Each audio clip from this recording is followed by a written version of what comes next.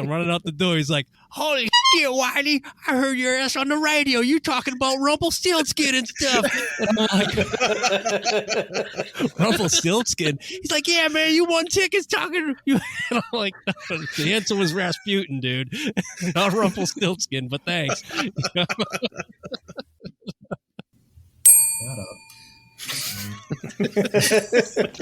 I was doing good there, too. I know, it's been a long time. You can edit that, Scott.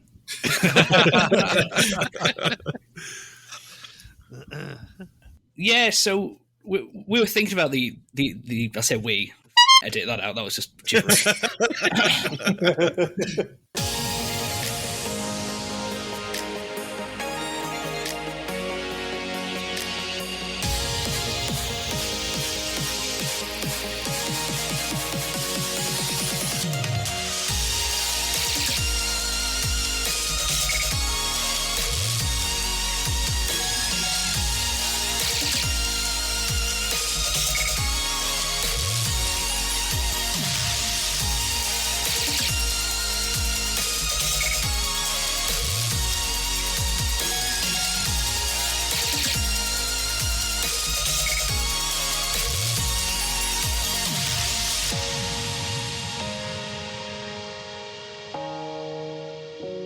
Welcome to the Plastic Posse Podcast 29th episode.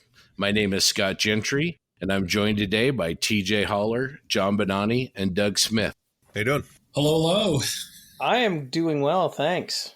Today, we've got a fantastic interview that I'm really excited for the Posse to hear. It's with Steve Zaloga. Steve's a legend as both a historian and as a modeler, so you're going to want to stick around for that. We also have two guests joining the Posse today. First, we have yet another one of the model geeks with us. This is a super cool dude, amazing aircraft modeler, and now he is also an IPMS award-winning armor modeler.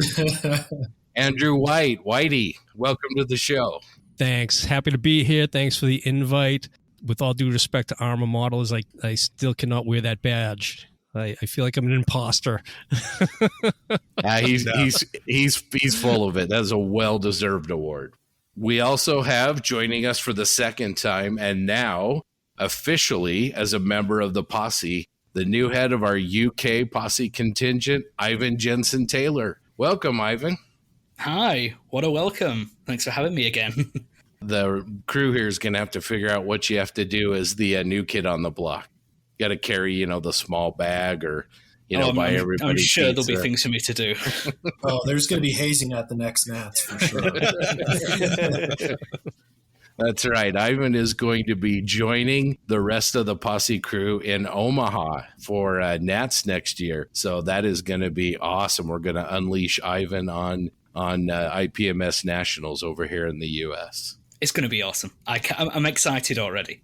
It's been a long time coming. We're excited to have you. So Ivan's also going to be helping us with some UK content. You'll hear more about that to come. He's going to join the crew. He'll be on some episodes. He'll be helping us do interviews. So you guys are going to hear a lot about him. Obviously, he's a veteran of the podcasting scene. He was a member of the Scale Model Shed, which was actually one of the very first podcasts I ever listened to. We talked about that a little bit when he joined us the first time. We're very, very excited to have Ivan on the crew. Thank you so much. The Plastic Posse Podcast is sponsored by Tankcraft.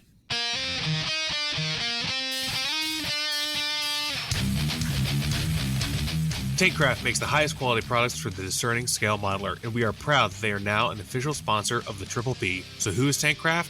Tankcraft makes beautiful, self-healing cutting mats that will take your bench to the next level. Not only do they look amazing, they are made to stand up to your toughest builds. Constructed from heavy-duty laminated 3mm thick PVC, they have excellent self-healing and cut-resistant properties. But the best part is the beautifully rendered blueprint-like drawings of iconic World War II vehicles printed on the front. Up-armor your bench by adding a mat with a Panther or a Tiger I in Panzer Gray, or a T-34-85, or my personal favorite, the M4A3 Sherman in Military Green. They come in two sizes, 12x18 and 18x24, with 1-inch grids and centimeter borders for handy reference. Not a tank guy? Not a problem. Tankcraft has you covered with their Aircrafter Series modeler mats. Take your bench to new heights with the mighty P-47D Thunderbolt, P-51D Mustang, or the venerable Spitfire Mark 5B. But wait, there's more. We've got an exclusive offer for Classic Posse listeners only. Use the code POSSE15 at checkout for a 15% discount. So head on over to tankcraft.com. That's Tankcraft, TANKRAFT.com, and order today. Hey, your bench called. It wants a new mat.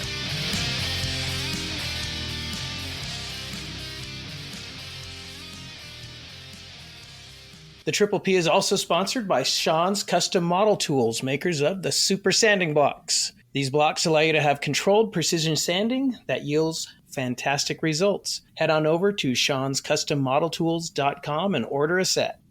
Thanks, Doug. Well, I think we've beat the Las Vegas Nats to death, so let's start with what's new with everyone. So we're going to start with you, Whitey. What is currently on your bench? All right, I'm still in work on the Revell Tornado. I'm at the painting stage, though, and actually I'm about wrapped up with the painting, ready to get into probably not this weekend. I do have a show this weekend to go to, which is cool, but I may get into getting the wash onto it this weekend at some point. You know, I've been hammering away on this thing since May. When I went back and looked at my notes, I was like, how have I been working on this thing that long? Just not a fun kit. Can't believe it's like something out of the 70s or 80s, man. It's I don't know if anyone's built one of these things, but it's the Eduard boxing of the Revell 148 Tornado. So, and you know, with that, I was like, okay, the Revell kit, it's fairly recent, right? And then looking at the molds, it's stamped 2014. So I was like, okay. I jumped into it because I'm doing all Desert Storm builds for this year, being the 30th anniversary. I was like, okay, I have a bunch of Desert Storm era jets or aircraft in my stash. So good reason to jump on them and get these things built. So that's what led me into building it. And I've always wanted to do a GR1 Tornado in that desert pink and all dirty and things like that. The photos you see of them out there just look really cool. So that was the motivation. But it's been a mojo buster, and coming back from Nats, I was pretty excited to get back at it, though. I mean, that's one thing you can say about Nats is that it you see stuff out there, and all the fantastic models on the tables. It just motivates you to get back into it. And so I come home and I was like, all right, time to just power through this thing and get it done. Because that's how I build. I don't like to have a shelf of doom going on. I like to stick with one subject, one project, and see it through. God bless you. Once I shelf something, Seriously. yeah. Well, I mean, once I feel like this, if I put something on the shelf, it's going to stay there probably for way too long. I've had that happen in the past, and that's why I changed my approach. So, but anyway, that's what's on the bench. Yeah, it sounds like a good approach, and it'll probably be worth it. I mean, I love that desert pink with the faded roundels. I mean, it's such a great look for an aircraft. Are you doing the low-vis shark mouth on it too? I'm not going to do one of the shark mouth ones. That's one thing about the Eduard release of it. They give you some great nose art and stuff to do them. I didn't do the shark mouth because I see a lot of those getting built. And actually, if you're familiar with Genesis Designs and Modelcraft, her site, I've been following her build closely because she has addressed a lot of the shortcomings of the kit. So I went ahead and watched her videos before I jumped into it. She's doing one with the shark mouth, and then so I was you get in that point. Well, okay, what markings do I want to put on this thing? Mm-hmm. Sometimes it has to do with whatever weapons you're going to be putting on the thing. And for me, I one of the final options they have is an aircraft from 617 Squadron, the Dam Busters. Mm-hmm. So I'm a big fan of Lancasters and that whole mission. So I was like, oh man, I got to do a 617 bird. So that's what I'm going to do. It's got the nose out of a pin-up nose out on the front too, so that's always a plus.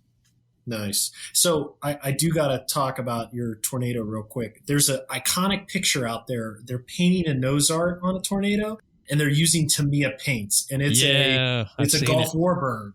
Yep, I've seen that photo. That's cool. I think I have it in my, I keep a reference library like everyone else does on their computer. And pretty sure I have that photo somewhere. It's been on a bunch of different model sites too. Hey, look, this is what they're using. And they were brush painting Tamiya too, so it turned out successful. Yeah. Black magic, man. That's Black right. magic. Probably using Jet A to fit it. Exactly. Is there, just throw this out to the group here. Starting with you, Whitey, but Is there a better kit? I mean, is there a good kit of the GR1 that is a decent build, or is that just one of those ones where everything out there kind of has its warts? I'll be honest with you, I'm not the biggest tornado expert by any means. I think Hobby Boss does one that's somewhat decent. I get kind of lost in the different variants too. The GR1, the GR4, the IDS. I can tell you what the ADF looks like because it's got the long, skinny nose, the Intercept version. Mm-hmm. As far as kits, though, I think in the 48 scale realm, which is where I work, this one's probably your best option. It's got, drop slats and flaps. It's got a decently detailed cockpit, even without the photo etch. Being the Eduard box, and I was just like, you know what?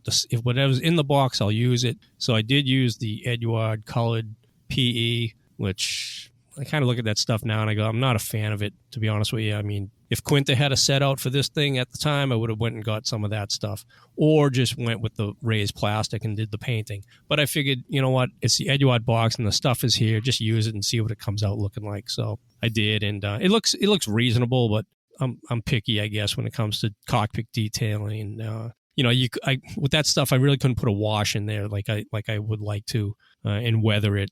So you have this grubby exterior and then this interior that's almost pristine. So it just doesn't. I'm not a fan of that stuff. You've heard me talk about it before, probably on our show on the Model Geeks. So it feels to me like I'm putting a decal down, not that I'm doing cockpit detailing. Is color matching an issue with that colored photo etch stuff as well?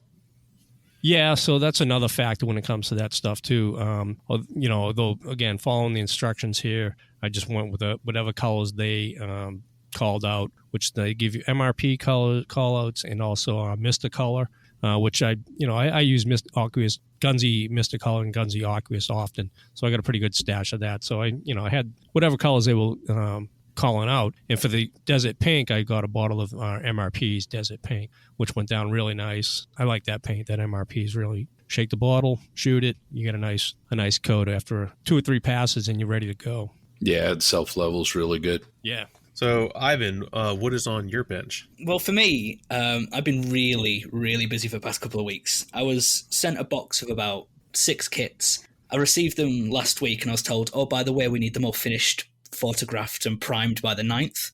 I was like, oh, right, cool, thanks for that.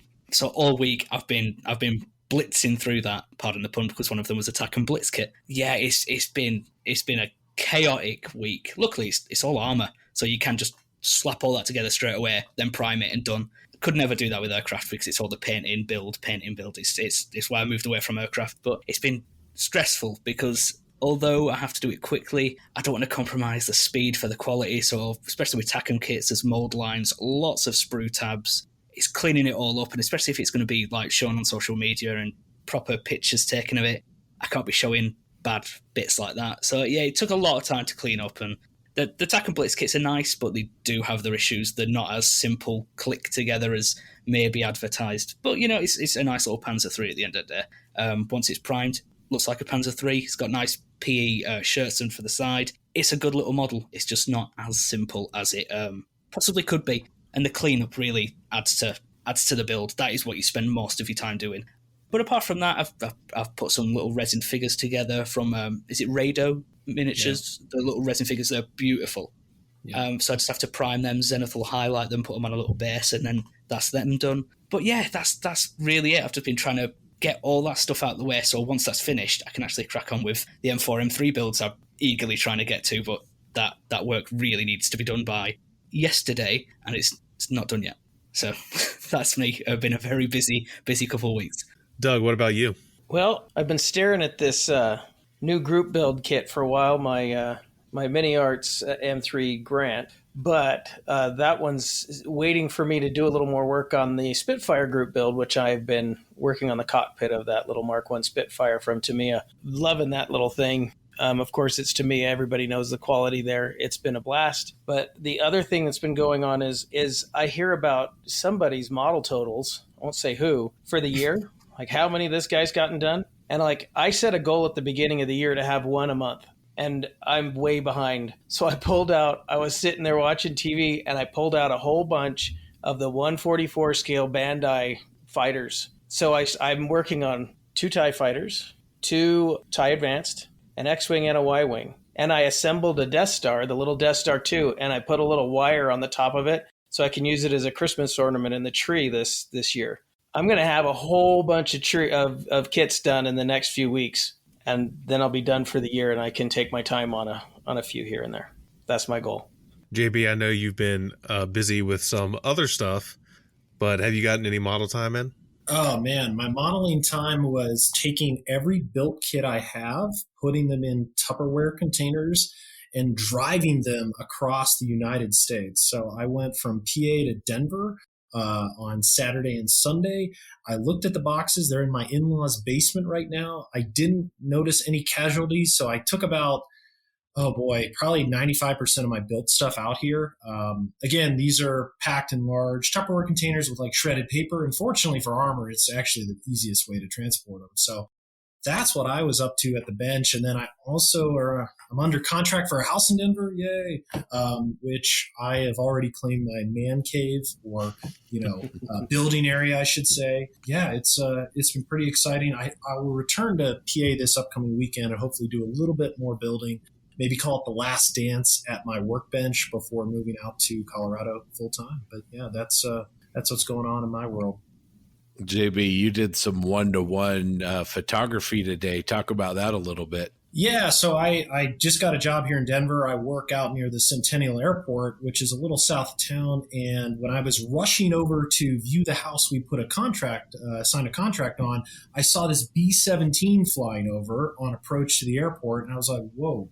So I Googled, B-17 visiting Denver, and sure enough, it was visiting Texas Raiders along with their Helldiver and then a T-6 visiting the airport until today, which today is September the 9th. And I was in the office, I had a break finally, and I was like, I'm going over. And I show up and I'm like, hey, are you still offering tours? It's like 2:45. They were supposed to leave at 3. And the guy at the desk is like, yeah, just go in. Don't bother paying. I'm like, okay, cool. Fine by me. And, went, and there was literally everywhere he goes, if every one of us would have been there, we all would have had our wallets out. They would have taken our money. But JB would have been in the back of the group, and they would have been, oh, dude, just go on there. You don't need to pay. So I walk up, and they're like putting stuff away, and they all got their bags out at the bomb bay. And I was like, are you still letting people inside? They're like, oh, yeah, go ahead. No problem. Just don't turn on the engines because we're leaving soon. I'm like, I ain't going to touch anything. So, but no, I had my free reign over the B-17 today, took a bunch of pictures. And just, again, I try to support those traveling shows. They're one, the Commemorative Air Force. The Collins Foundation is getting back on the road, and I know there's a few more. They travel all throughout the United States, and it's really cool. Typically, there's a bomber and then a fighter with them. But yeah, it was a great time, and it'd been a while since I'd seen one and climbed in one. I realized that I need to lose about 20 pounds because I can't fit through doors anymore. And going through the bomb bay, it's like, oh man, I can't even go through sideways, so I need to get my fat ass in shape. But yeah, it was a good time. Scott, what's going on with you? So I've had a pretty good couple of weeks. Three things primarily. First of all, I've been playing with photography, starting to get a little bit more of the hang of that. That's been kind of fun and interesting. I signed up for Adobe Lightroom and Photoshop, so I've been starting to use that. So that's pretty cool.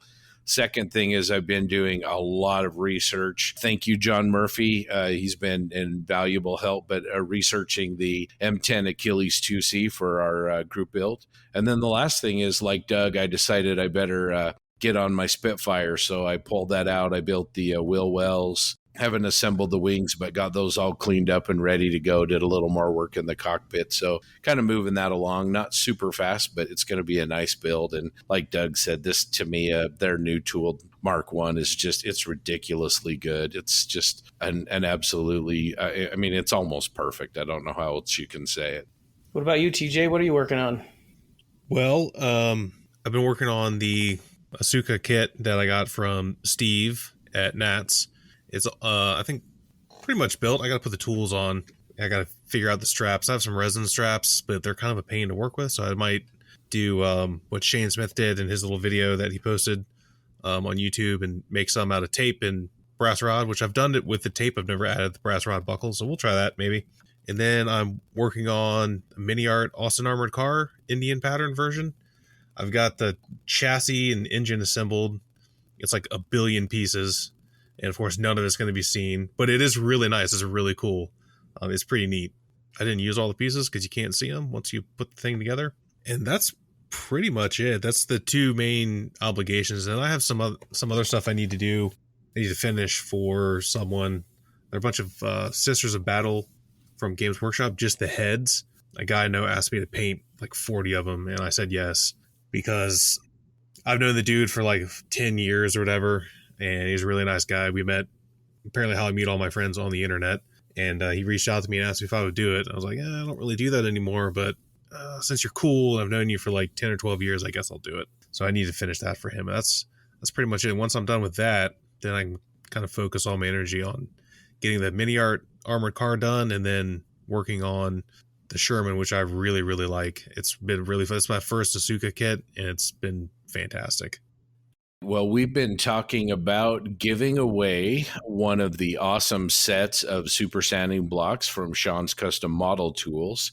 And we kind of kicked that can down the road because Nats kind of ate up our time, but we are ready to announce the big winner. And the winner is Chris McClain. Congratulations, Chris.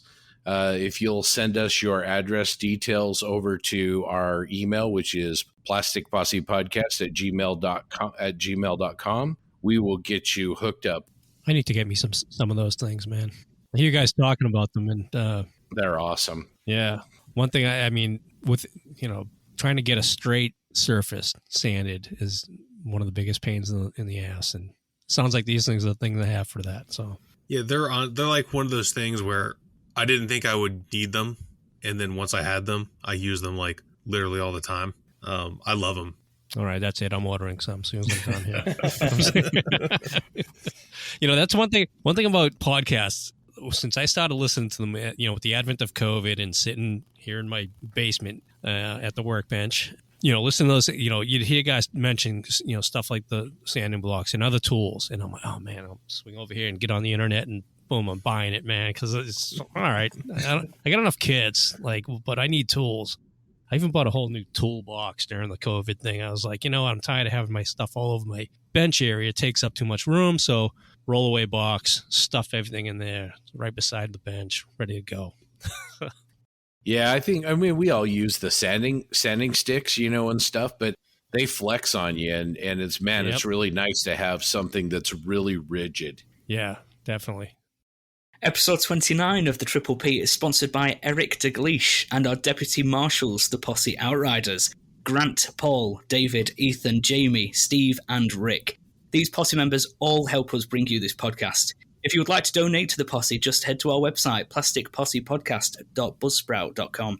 In the upper right-hand corner, there's a little heart icon. Just click this and then donate any amount you would like. It is all greatly appreciated. Just a reminder, the Posse is just one of the several scale modeling podcasts. You can head over to http://modelpodcast.com for a list of all the scale modeling podcasts and some modeling blogs as well. All right. And let's talk about feedback. We'll get into this a little later, but a majority of the feedback we got this time was regarding the new group build. We have so many people requesting to be part of this. It's really kind of humbling. It's a lot of fun. The other night, I got 2 notifications within 2 minutes from 2 different guys asking to join. And it was crazy. I don't know. This is going to be a lot of fun. So anyhow, Sebastian Osterman has a recommendation for an interview. He'd like us to interview Hank from Sprues and Brews on YouTube. After he mentioned that, Scott felt compelled to talk about Swedish rock bands with him. I don't know how somehow they left ABBA out of that. I don't know how that happened. Then Josh Orr wrote in. He said he liked the idea of the new group build, so long as it wasn't just a trophy chase. We've been pretty clear in the past about building specifically for awards, which we aren't down for, but so the feedback was understanding there. But after talking to him a little bit, Scott convinced him to join the group build, and he'll be part of this. He's going to be doing an M3 grant in Aussie service. Bob from Charlotte, North Carolina, enjoyed our aircraft roundtable. He also is a huge Dune fan. He's read the books. He's watched all the movies and miniseries. He's even named one of his cats, Duncan, Idaho.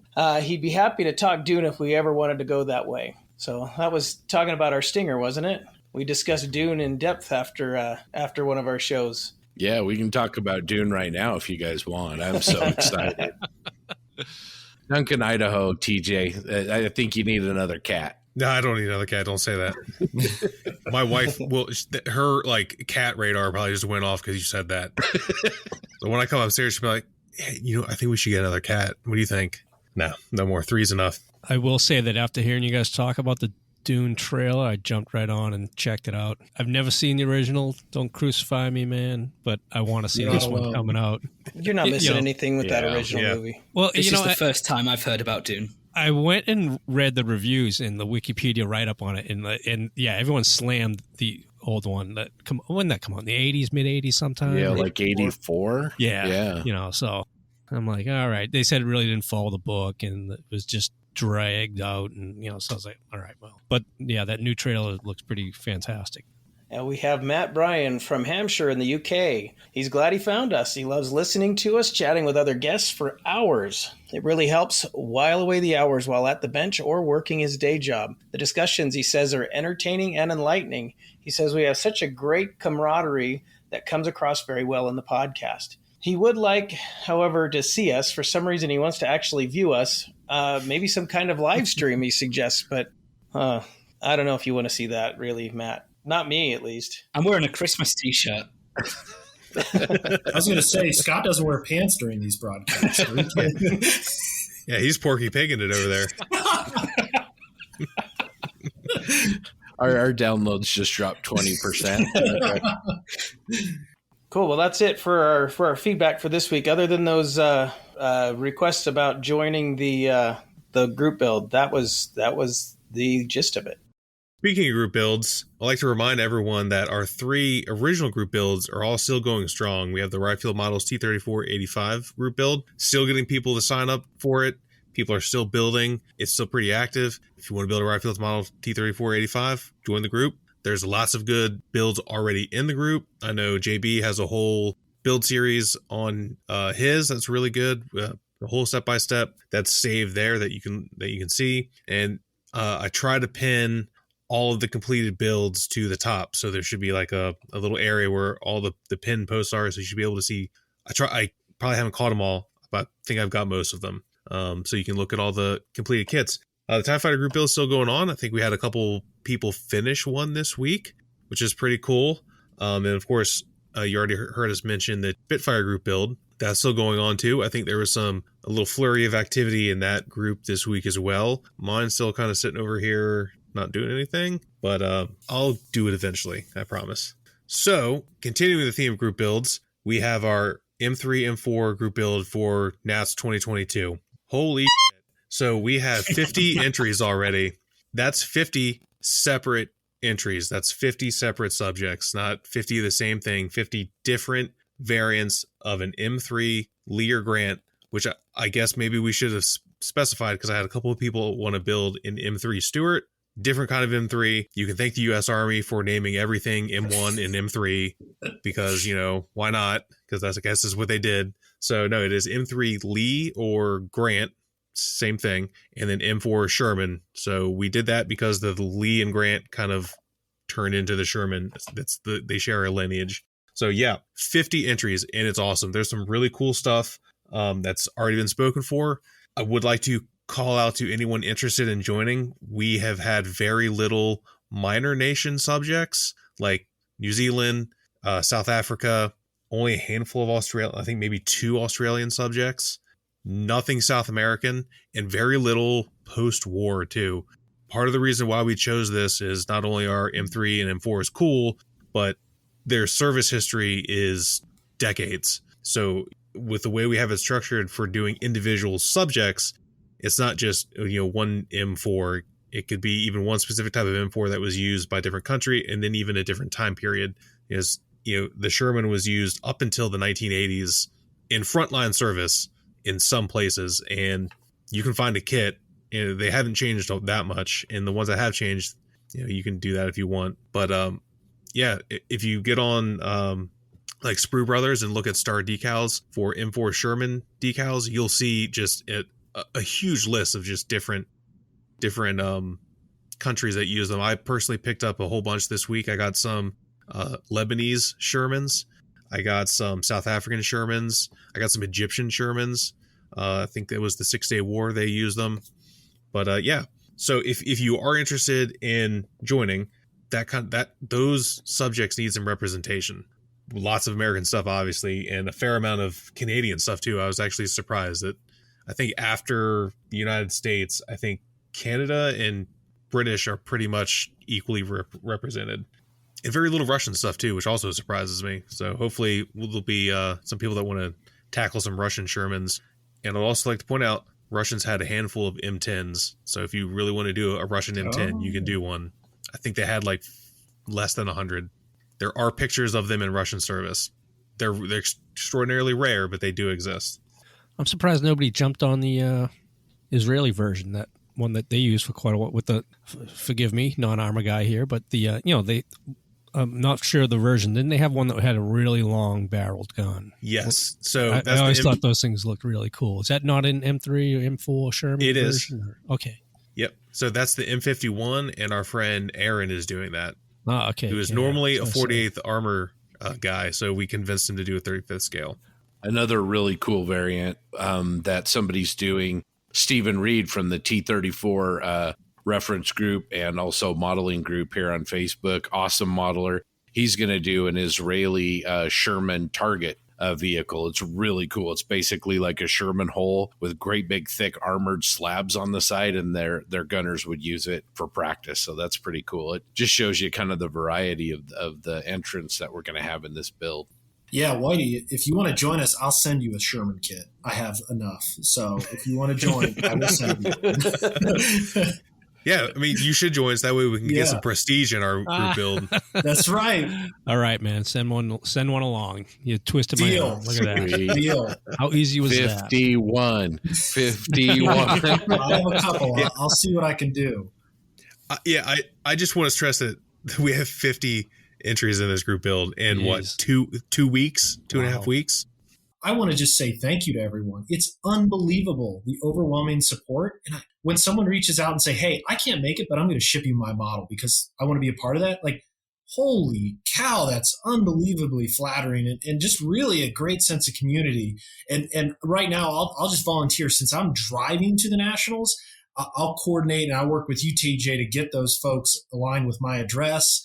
And I'll certainly get it and take it to the Nats. And then, I'm happy to ship it back to you. I know I've talked to a few where I'm going to trade them something that I've built for their Sherman in an exchange. So, I think maybe this is another great point about, just collaboration. And it's just been really fun to see everyone coming together and like, oh, I'll build this. Oh, okay. Well, that's taken. Oh, I'll take that. It's like the most chill group build. And it's so motivating to see everybody like, oh man, this is something we can all get behind. And Scott, you had mentioned in the group, we have awesome members providing super great detail shots. I mean, Spud went to Bovington and basically like climbed all over the Achilles for you. I mean, that kind of request doesn't come easy, and super thankful for it. I'm trying to dump as much reference material I have there. So this group is really turning into something special. And, I look forward to the next 50 entries. I mean, I don't envy TJ for, sheet management, but it's just really cool. And if you look down the list of names, some people we know, some people we don't. And that's awesome where, I can't wait to see the people that I'm not familiar with their work produce stuff for the group build. So it's just going to be super fun. Yeah. And if anybody out there is thinking about joining the group, reach out to TJ. Yes, we have a lot of entrants, but like he said, there is a lot of countries that aren't represented. We'll allow multiple vehicles if they have different paint schemes or, modifications. We want to be open and welcoming. We just really want you to either be coming to NATS or get your model to NATS. We just really admired I'm going to shout out the AMP SoCal guys again for the group build that they brought to Vegas. It wasn't even so much the models, but the display. They wore T-shirts around. They obviously just had an absolute blast, and that's what it's all about. Ivan's getting on a plane and coming over. So I'm bringing 4 builds with me. Yeah, there you go. So it's all about having fun and just that group.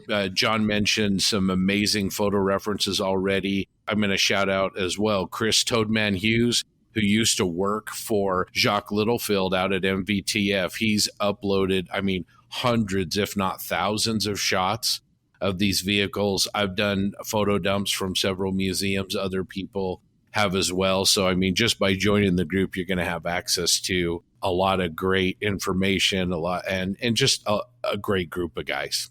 So kind of touching back on what Scott was saying and what you also talked about, JB, and then going back to some of the feedback Doug read. Yes. Would we like to win an award at NATS? Absolutely.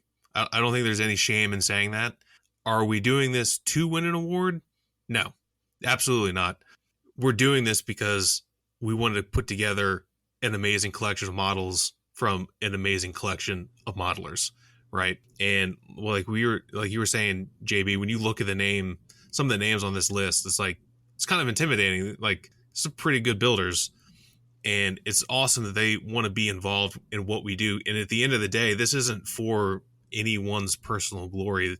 Like, no, the Posse's name is going to be on this. It's everybody. And if you contribute, you've earned it just as much as everybody else. If we happen to win, and if we don't, I mean, who cares? It doesn't matter. We're going to have a bunch of awesome Shermans and Lees and Grants and Grizzlies and self-propelled guns, and I mean, you name it, they're going to be there, and the display is going to be cool, and everyone's going to like it, and it's going to be a way to show off awesome models from good modelers. That at the end of the day is what it's all about. Yeah. Just to add to that too, I haven't talked about it with the group yet, but some things, how to reward people that are working with us. Maybe we have some memento that we send to all the group members. I've even thought about, if we could get photos of all the builds and kind of create a book on the group build itself to share with everybody who's participated. And I think there's a lot of opportunities to really just show what the sense of community is and share it with everybody. So if you have an inkling, if you're interested in any way, shape, or form, please reach out to us. And if you need representation from some of those obscure countries you talked about, if you have a version that fits that genre, then I'll jump on board with that. I'll Awesome. do an oddball, no problem. Look at this. We got a new convert to armor already jumping into our group. I mean, this is unbelievable. Yeah, and kind of touching on some of the underrepresented subjects. Just reach out to me, and I can help. I was helping someone the other day figure out a subject. I've got books full of Shermans with color profiles and all that kind of stuff. I don't know everything about Shermans, but I know a fair amount. I will help anyone that asks find a kit to fit the subject that they would be interested in. Just anything to get extra models on the table. It really, at the end of the day, I have, I think, 2 message requests right now from guys. It's sitting in my inbox right now that I think are interested. So I will get to everybody. Hopefully by the time this goes out, I will have talked to them, but I may not get to you right away, especially if I'm at work, because I have access to my phone, but it's spotty here and there. And then, of course, I'm also working, unfortunately, so I have to worry about that. But I will get back to you, and we can get something figured out. So I was thinking about the M3, M4 group build that's going on, and I was thinking a lot of these, a majority of them are going to be probably olive drab. And it's a bit of a discussion we had before we started recording about different colour effects or modulations or people's different interpretations of colours. And I was also thinking about JB's build. He did 2 T34s, a 76 and an 85, both completely different shades of green. Both of them were amazing builds, but 2 different colours. And I imagine they're both 4BO. So I just got thinking, like, with the majority of the builds on the table being olive drab, like how everyone interprets colour different, because it's going to be interesting. I guarantee that, say if there was 50 builds on table, they're all going to look completely different. All the different shades are going to be different. Like, they're going to be faded differently. And for me, I was just thinking, like, it's interesting how modelers work with colours. Like TJ said, if you were to just get a bottle of Tamiya olive drab and paint a small miniature in that colour and leave it that, it would be boring. It's just going to be a dark block of green. So it's just, I want to know what you all think about the way modelers interpret colour and different styles of approach with colour. Yeah, I think you're right on, and I can't wait. I think we all see color a little bit differently. We all have paints that we like a little more than others. Some of us modulate, some of us don't modulate. Some of us black base, some of us don't. I know I'm just going to be hanging over the table, just geeking out, looking at these lines of different variants and checking out each individual modeler's approach. Well, to use our last entry in the group builds at NATS, we did the T3485 and we had 6 entries. Yes, there were only 6, but every single one of them was done differently. Not one of them looked like the other ones. That was really, really cool thing to see. I mean, I know I've said it before, like, color is what you want it to be, man. Like, that's just the way it is. And I can't get behind someone telling someone that's not the right color. To obviously to a degree. If you paint it pink and you're like, this is green, that's different. But if your version of olive drab is your version of olive drab or 4BO or whatever, okay. I mean, rock on, man. Like, who cares? But, on the same token, don't tell everyone, well, this is the only way it can be if it's your way. I mean, no, Scott knows I have my way of painting olive drab, and I'm not going to act like it's distinct because it's not, but it's the way I do it. And I've done it quite a few times, and I think it looks a certain way. That's just the way I like it. And that's okay. I don't really care how anyone else does it. That's on them. Yeah, I'd pull on Whitey's input, for Navy jets. I mean, how many different shades of gray are there out there? I mean, it's crazy. Each one has, it's unbelievable. No jet looks the same on the carrier deck.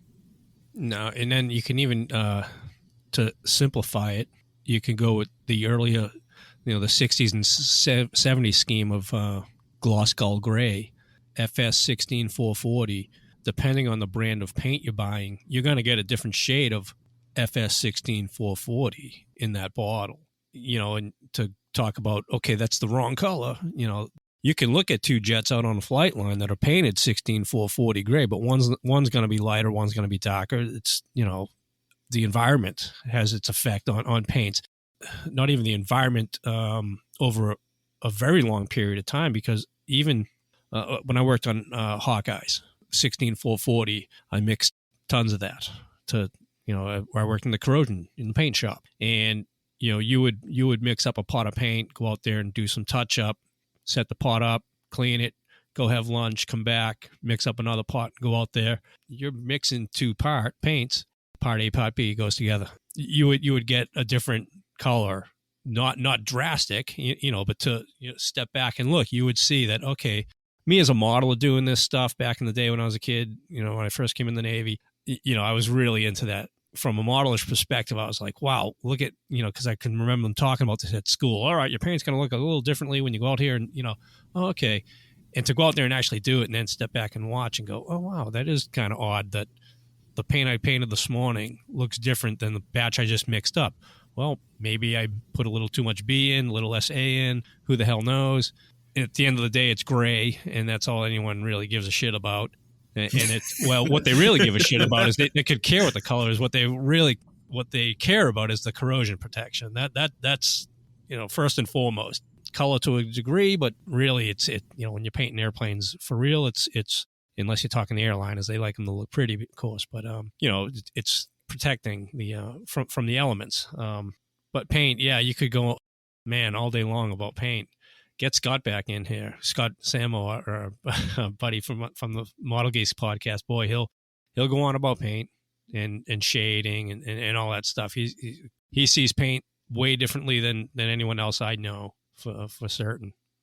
I think that's one thing about modeling that I think for me is the most inspiring and rewarding. I mean, everyone on this call right now, I've seen all of your work, whether it's in person or online, and you're all terrific modelers, but I love the different approaches. I mean, what makes John's T34 different than Ivan's T34 is his finish work.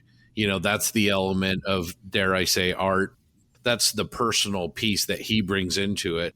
The way he weathers, the amount that he weathers on that individual piece is unique to him. The models go together fairly similarly. I mean, the tracks and the wheels, they all glue on, all kind of the same, but it's that finish work that makes it each model a really unique piece of work. And that's what gets me excited. That's what makes me go, oh man, look what Doug did on that Millennium Falcon. Oh my gosh, how did he get that color? That's super cool. Or man, look at how TJ did that desert paint job on that Crusader. Oh my gosh, that's cool.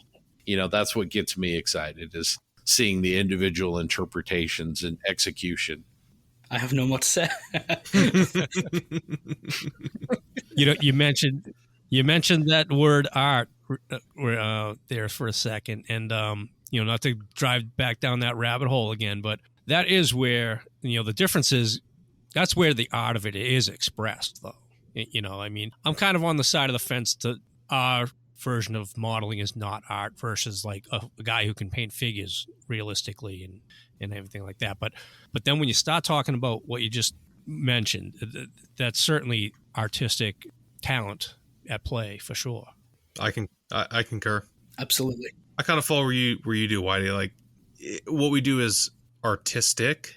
I don't know if I necessarily call, at least what I do, art, but I mean, you can't act like there isn't artistic talent involved in painting and a model and weathering a model. I mean, you're painting something. Like when someone hears art, they think painting anyways. So I mean, we're halfway there. Right. We're not sculpting. We are assembling parts in a pre-described order. But yeah, when you get into the painting aspects of it, I mean, having a little bit of artistic talent is going to show in the finished product.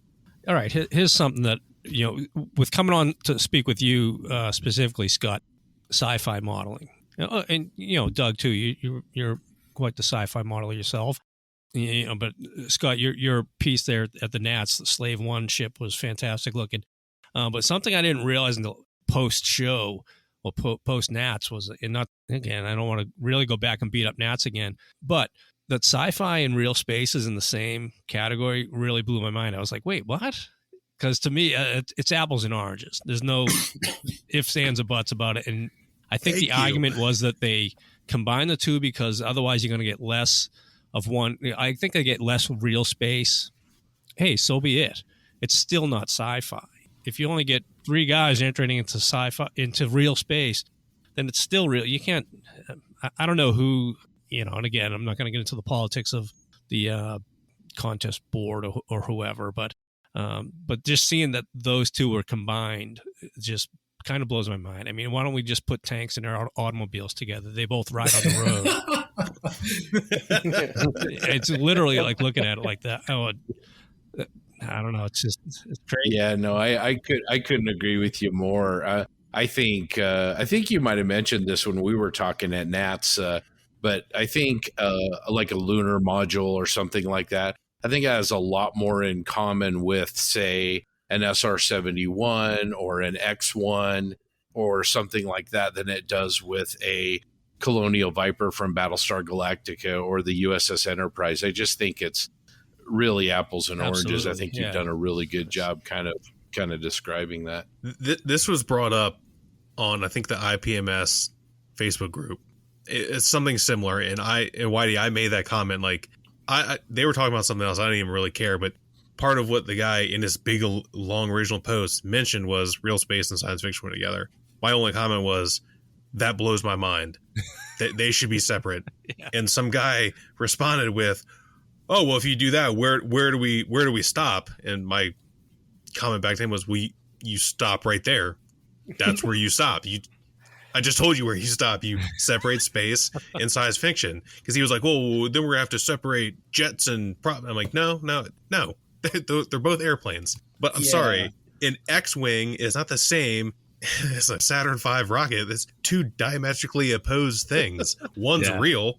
Sorry, moon landing deniers. That actually happened. It's a real thing. The Saturn V was a real thing. It flew to the moon. The X-wing, unfortunately, is not Stop real. Stop right there. I might fight you on that one. That's been real to me my entire life. Okay. Yeah, me too. And I guess, sure, they did, build a full-size one. So I guess it's technically real, but it didn't fly in space. Yeah, it just makes no sense to me. I kind of get it, but at the same time, I don't get it. Yeah. I mean, rockets and stuff, they have more to do with airplanes than they do with the Enterprise. Yeah. So I love topics like this, but I also don't love talking about them in public.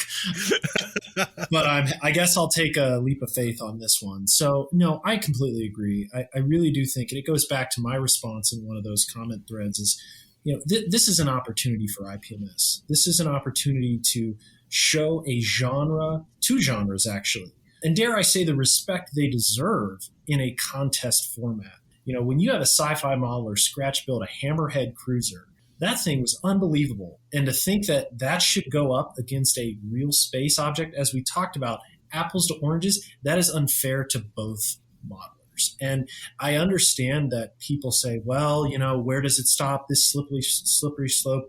I don't think that's very fair to even cut the discussion off at that point. I think these two genres are grossly underrepresented at not only local but national conventions as well for scale modeling. And dare I say, their popularity in the United States, at least, is inversely proportional to their presence at these shows. I bet there's a lot more sci-fi modelers out there with Gundam. Gundam is the largest plastic modeling genre in the world.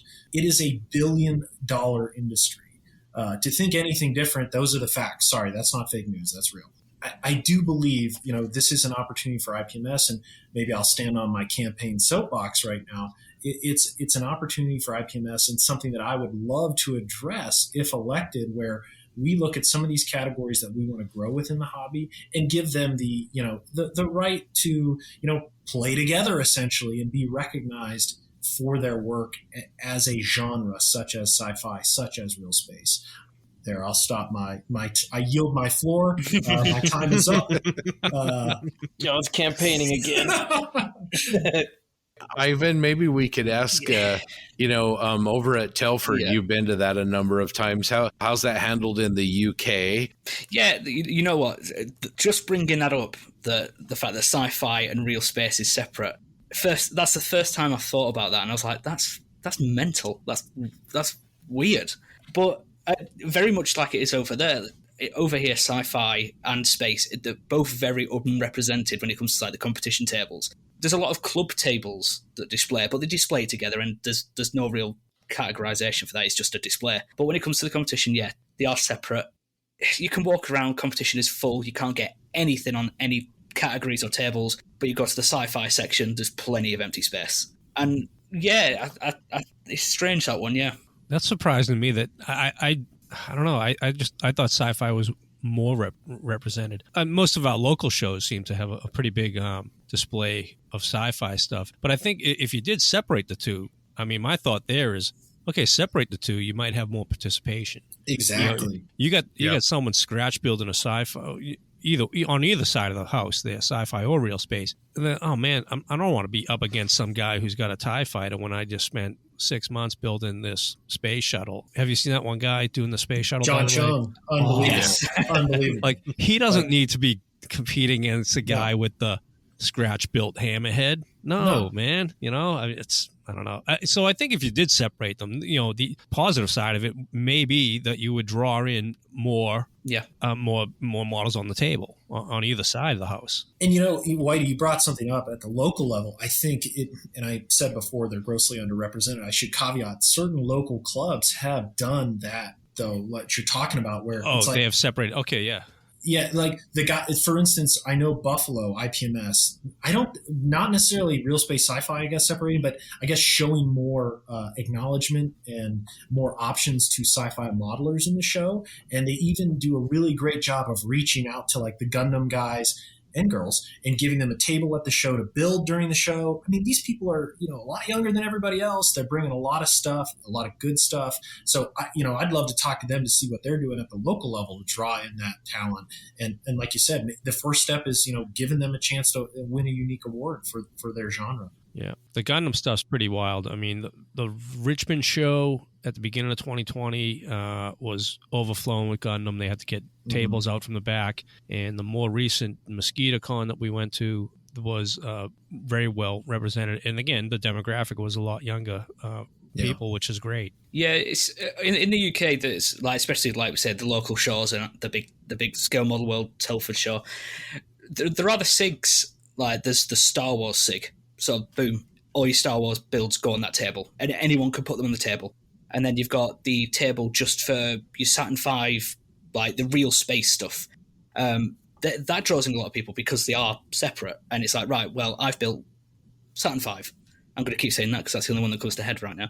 But I built that. That's where I can put it. There is a space for them for that specific genre. And when they're just a display table, they are really busy, especially the Star Wars stuff. That stuff's very popular. So I'll make a bold question, I guess, or a bold statement. I don't think, with exception to this it's not really sci-fi. What I'm trying to say is I don't know if a sci-fi model has ever won Best in Show at an IPMS Nationals. I would take that bet. That has not happened. The only one I know of that could be considered sci-fi, and it really is an armor piece kind of. It was a hypothetical ice vehicle with a tread on the back and 2 skis up front.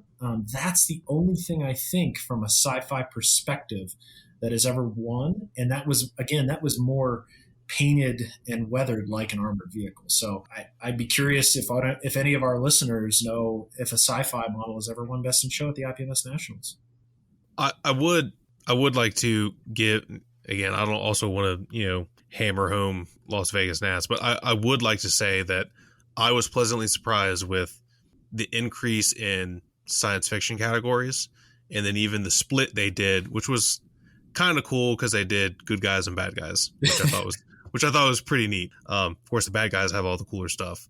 So, that's where Scott Slave 1 was, and some AT-STs and a bunch of other cool stuff. So that was neat. But it's not as many categories as I would like, because I still think the smartest kind of split would be weathered and clean. But at the same time, there wasn't, what I thought was a little surprising, there wasn't a lot of Star Trek stuff, which locally here at Nova, I think Star Trek subjects at our model show, the Model Open, are usually pretty well represented in the handful of shows that I've been to. Of course, it's been a couple of years, so maybe it's different, but yeah. So I just, throw some little positivity in there. That I was happy with the increase in science fiction, and the one particular, they separated Gundam into their own category, and then any other kind of mecha or suit or whatever science fiction subject was a separate category.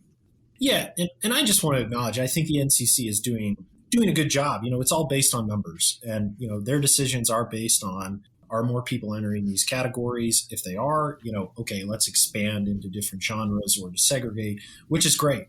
And I think that's the first step. But, and again, sometimes you do have a kind of chicken and the egg scenario. Yeah.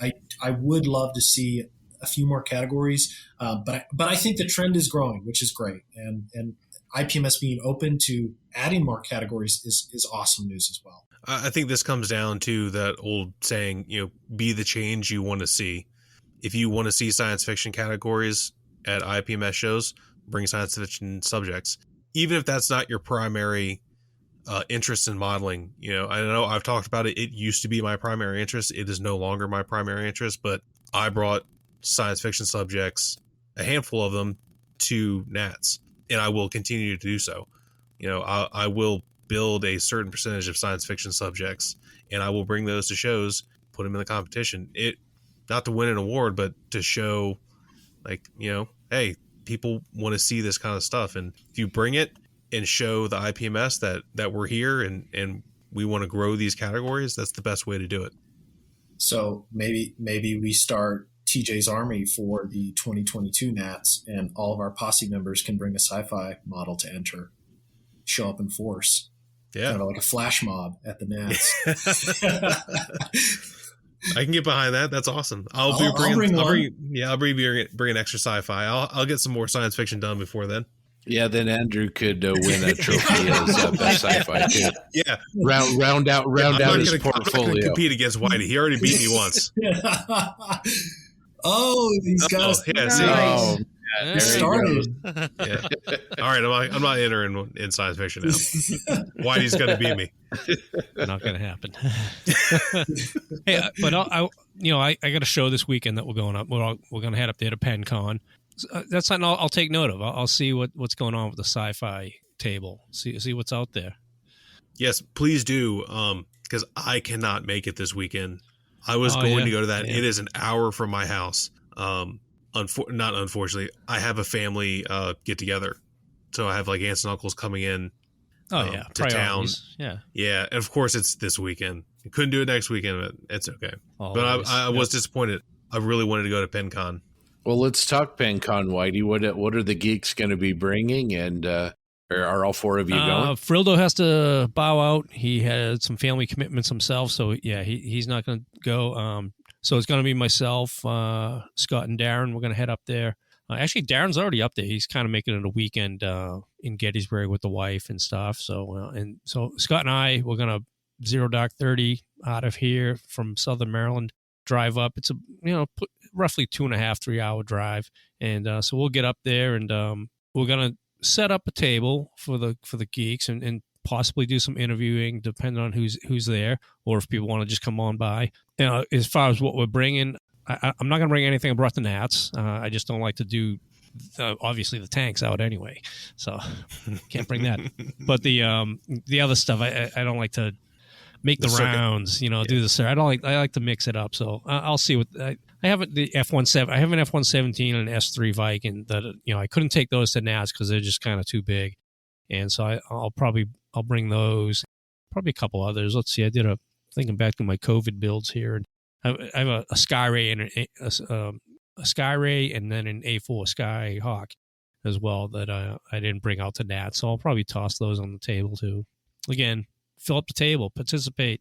Not about winning a prize, man. Show your work. Show your work.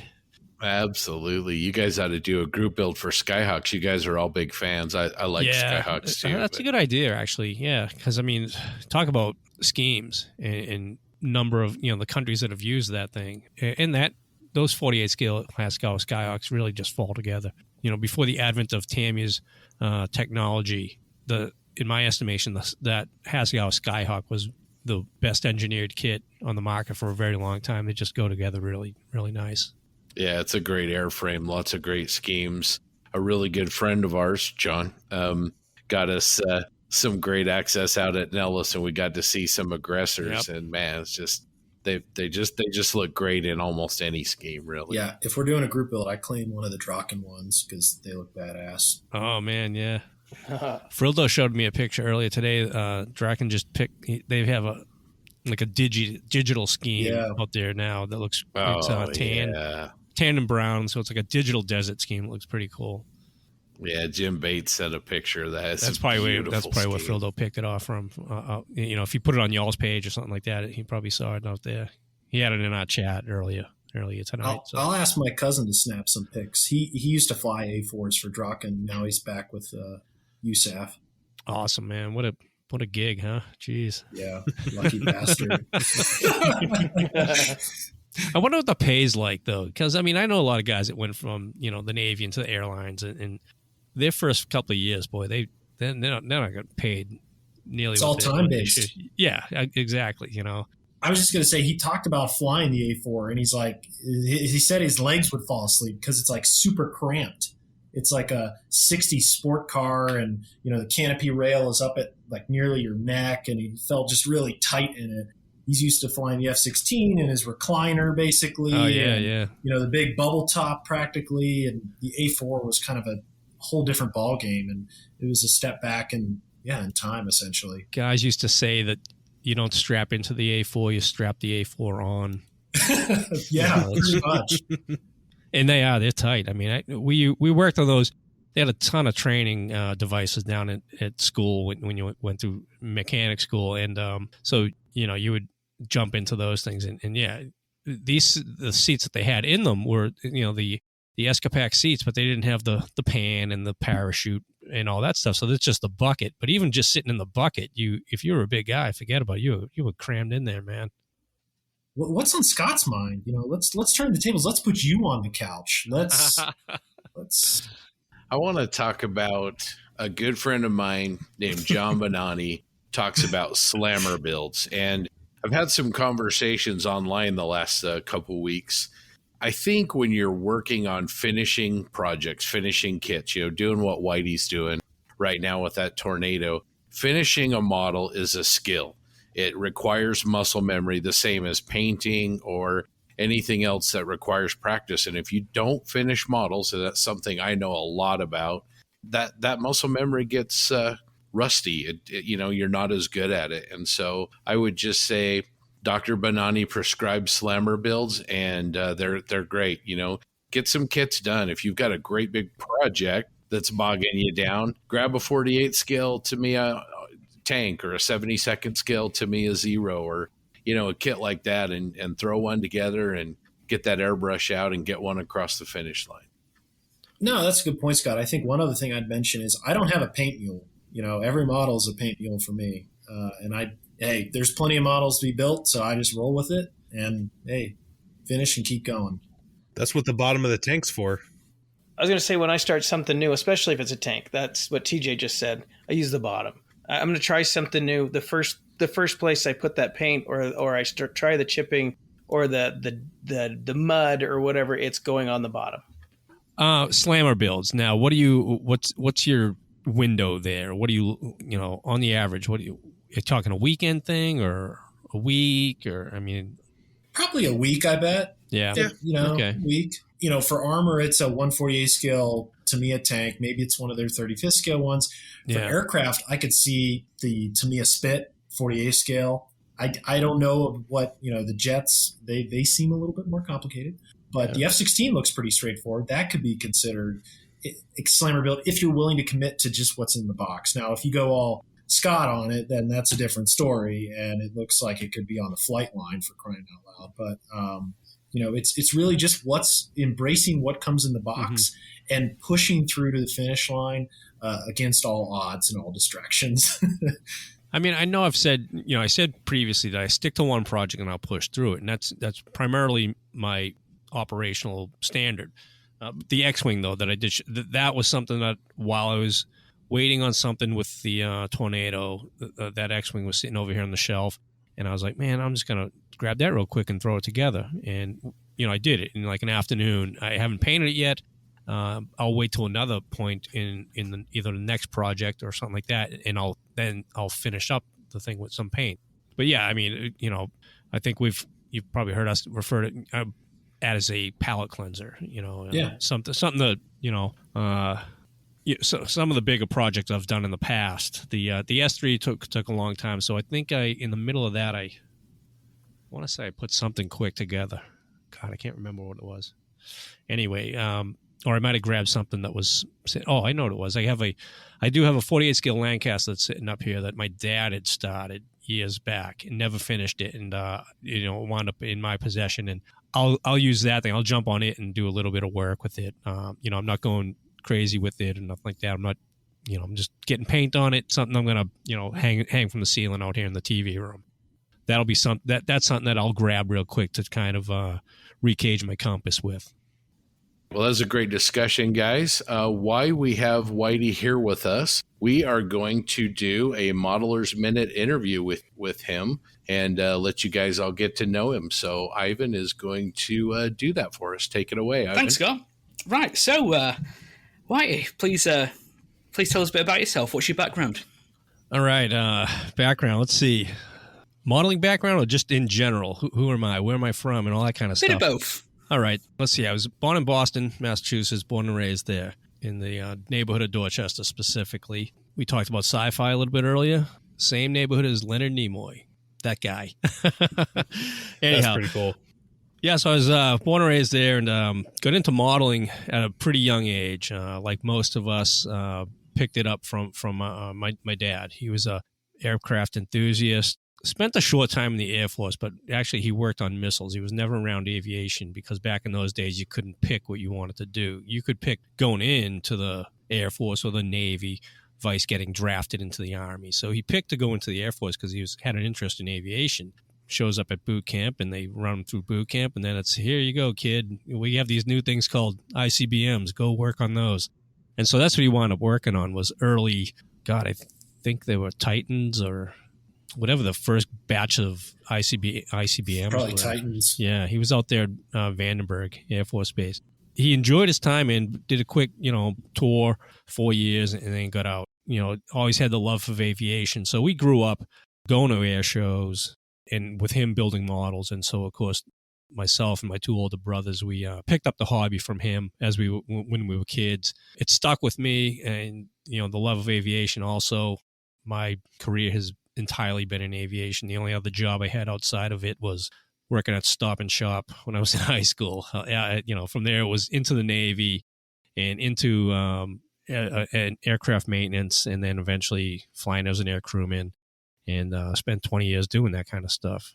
And then, you know, people always go, what the hell are you joining the Navy for if you're an aviation guy? You know, I grew up in the Top Gun era. You know, 1986, that movie came out. I graduated high school in 88, but it wasn't the influence of Top Gun. If I had to point to a movie, it was probably The Right Stuff that really made me go, wow, I think I'm going to look at the Navy, because there was that scene where Scott Glenn is coming in the A4 and he lands on the carrier. And that scene just has always stuck with me. There was a guy in my neighborhood who actually was a helicopter pilot with the reserve unit down at South Weymouth Naval Air Station, and got talking to him one day. And he, you know, first question he asked me is, "Hey, all right, kid, can you swim good?" "Yeah, I can swim pretty good, you know." "All right." He's like, "You know, we have these guys in the back of the helicopter that, you know, they're enlisted air crewmen, and the Navy's got a lot of them. So if you want to fly as an enlisted guy, Navy's the way to go." You know, like, you know, so, okay. So that was about the talk, you know, right there. And I was like, okay, let me go talk to the Navy, see what they have. So that's how I wound up in the Navy, and not the Air Force, which, you know, I was growing up, I was, you know, all right, I'm going to go in the Air Force and be messing around with Air Force planes. But then here I am as an 18-year-old kid running around the flight deck of the Coral Sea. So that's my background though. Yep. Lovely. So you linked it to what I just asked you, but how long have you been modelling? Because obviously you said that you had a heavy influence from growing up with your father in the military. So what really got you into, and when did you start modelling? I started the mid-'70s. If I had to pin a date on it, probably around 75, 76, when I was probably 6 or 7 years old. We would sit there at the kitchen table, and Dad would always be working on a model on the weekend nights. You know, so he used to let us, or me anyway, I can't recall what my brothers were up to, but, you know, he would allow me to glue the bombs or the drop tanks together and things like that. So that was really my first foray into modeling, although none of those items ever made it onto the airplane. You know, so you can imagine how they look. I definitely know the first model kit. You know, my dad, like the rest of us, you know, he had a stash out in the garage or down in the basement. You know, as kids, we were welcome to it. You know, it was like, hey, if you want to go build a model, go ahead. This stuff's right there. Just don't spill paint on the kitchen table. Was about the only rule. So, but the first kit I ever built, was down the street from us. There was a flea market every Sunday morning, and some guy used to sell model kits in there. And I picked up an Airfix 01 Bird Dog 72 scale, and that was the first model I ever built. I was, you know, I come home showing Dad, hey, check out, look at what, you know, hey, have at it, kid. And, you know, it was a complete glue and paint bomb. Yeah, I can remember gluing the thing together and putting the windows into that thing. And, you know, if you ever, you know, you're familiar with what an 01 Bird Dog might look like. Yeah, I can remember to this day the windows, you couldn't even see into them. They were just covered with paint and glue. So the thing was a mess. But that was definitely the first model kit that I ever bought and built myself, was that one right there. From there, it was, you know, all the old classic monogram 48 scale World War II fighters, you know, the Wildcat and the Dauntless and all those fun models with the working parts, you know, that you had to use vegetable oil to lube the wing folds and stuff like that, you know. And we got the Model Geek guys here. We were talking about, you know, we need to build a monogram 148 out of the box, painting it with a brush type of build. Like none of the, you know, like we did when we were kids. That's something we're knocking around in our heads. All right, when we're going to do it, who the heck knows? But I was like, man, that'd be a fun little build to do. It just grab one of the old, you know, I don't know. I think the Zero had retractable gear, or I know that ME-109, the E model that they had the worst landing gear. I can remember as a kid building a bunch of those ones, and you could never set it down on the gear without the thing flopping onto its belly. So obviously you've mentioned how your father was an influence in modelling, but do you have any other influences in the hobby, like who influences your style or what you want to create next? As a kid and getting, you know, entering into my teen years, you know, around that era, Shepard Payne, the monogram kits, again, with his leaflets and stuff like that. You know, if you wanted to talk about names of, you know, he'd be at the top of the list. The B-17 kit, I can remember getting one of those for Christmas one year, and then having that diorama in there of the crash B-17. And I was like, I'm going to do that. And I tried and failed miserably at trying to replicate that, you know, and heating up the butter knife and making holes in the thing to replicate, you know, do the bullet damage and things like that. So, you know, big name wise, that was definitely an influence. And as far as my genre of modeling, you know, I'm primarily a 148 scale builder. Any, you know, World War II up through modern jets is what I like. You know, the monogram kits of the 80s were fantastic for that. The Phantom, the F-101, all the Century Series models that they had were built them all at least twice, probably. God, I got them sitting on my shelf out here even. Nice, because Shep Payne, I think that's a name every modeler knows. He's influenced many, many people throughout the years. And again, you kind of just mentioned it for me, but we know you as an aircraft guy, but let's not forget you are a Nationals armor winner. So what would you say your subjects and your favorite genres are? Subjects definitely, if you have jet modelers and you have prop, I couldn't pick one from the other, to be honest with you. I mean, I can work on a jet here today, but in the back of my head, when I'm thinking about future projects, right now, I want to build a World War II plane, something with a prop on it, something that's camouflaged and dirty. As long as it's 48 scale, why do I like 48 scale? Well, I think the detail level is at a place where you can have a lot of fun with, whether it be doing a little bit of adding some scratch work to it, or for me, I enjoy doing a cockpit. And so you can take a 48 scale model, whether it be a jet or World War II or Korean War era, and you can really have a lot of fun with the painting, dry brushing, putting a wash in there, doing the little dials on the instrument panel. That kind of stuff to me is fun. And I hear people talk about, well, you're not going to see stuff when you close up the cockpit. I don't care. I still had fun doing it. So that's my genre. That's what I love doing. 72 scale, I don't shy away from them. I mean, I've built a few 72 scale aircraft, but it's all, something multi-engine, sure. I was a P3 guy, so I've built about a half dozen P3s either as gifts for somebody. When you're in the military, in the squadron, if someone finds out you're a modeler, they're going to hit you up for, hey, man, can you build me my plane from this or that? So when I was in P3s, guys found out I was a modeler, and God knows we need a new P3 kit because I'm sick and tired of building the Hasegawa ones. They're just no fun. They're okay once you get them finished up, but it's work to get everything fitting nice, specifically the engine nacelles, which are a giant focal point on that airplane. But the fit is just awful with those. So, I see Zvezda coming out with these C-130 model kits that are fantastic, and I'm like, man, do a P3. So many operators worldwide use that thing. So many schemes out there to do. It would be a seller. So if you're listening, folks. So you say 48's the main scale. I agree. I think that's a perfect scale for aircraft. But is there anything in 32nd scale that takes your fancy? World War II planes. Just because size, and the Tamiya 132 scale line that they have going. The P-51, the Corsair. I have the Mosquito sitting in the rafters just above my head here. That's going to be a project right there. I'll probably set aside a year or at least 8 months or something like that to build that one. How I came across that kit, it was, it's an expensive kit. I'm not opposed to dropping a couple $100 on a kit, but I actually got that one for free. So that's the perfect price. The guys down at the Military Aviation Museum in Virginia who operate a Mosquito of that variant, I'd have to go look at the box to tell you exactly what the one with the guns in the nose, not the one with the Bombardier section in the front. So anyway, Tamiya went to their facility and used their aircraft as the reference, and there's a booklet in there with all the photos and things like that they took. We were down there doing the air show. My next door neighbor, he does a aviation centric podcast that he drags me into. So we would go down there and we were interviewing with their maintenance folks and talking to them about the Mosquito. It was the first year that they had it. And their maintenance manager, we were sitting in his office and he had a stack of those things in the corner. He looks at me, here, you want one? So I'm like, yeah, man, sure. Because he's a modeler himself. He's a sci-fi modeler. He's like, I'm never going to build them. Here, you want one? I was like, yeah, man, give me two.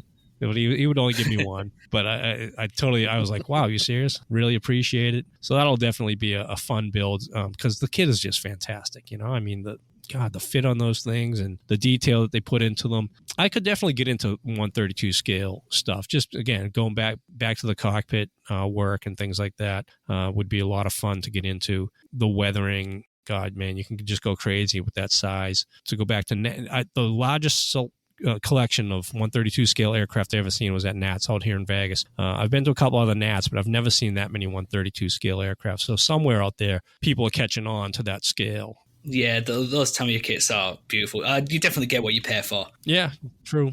So what's next on the bench for you? Well, I committed myself to doing Desert Storm subjects for this year, being it's the 30th anniversary.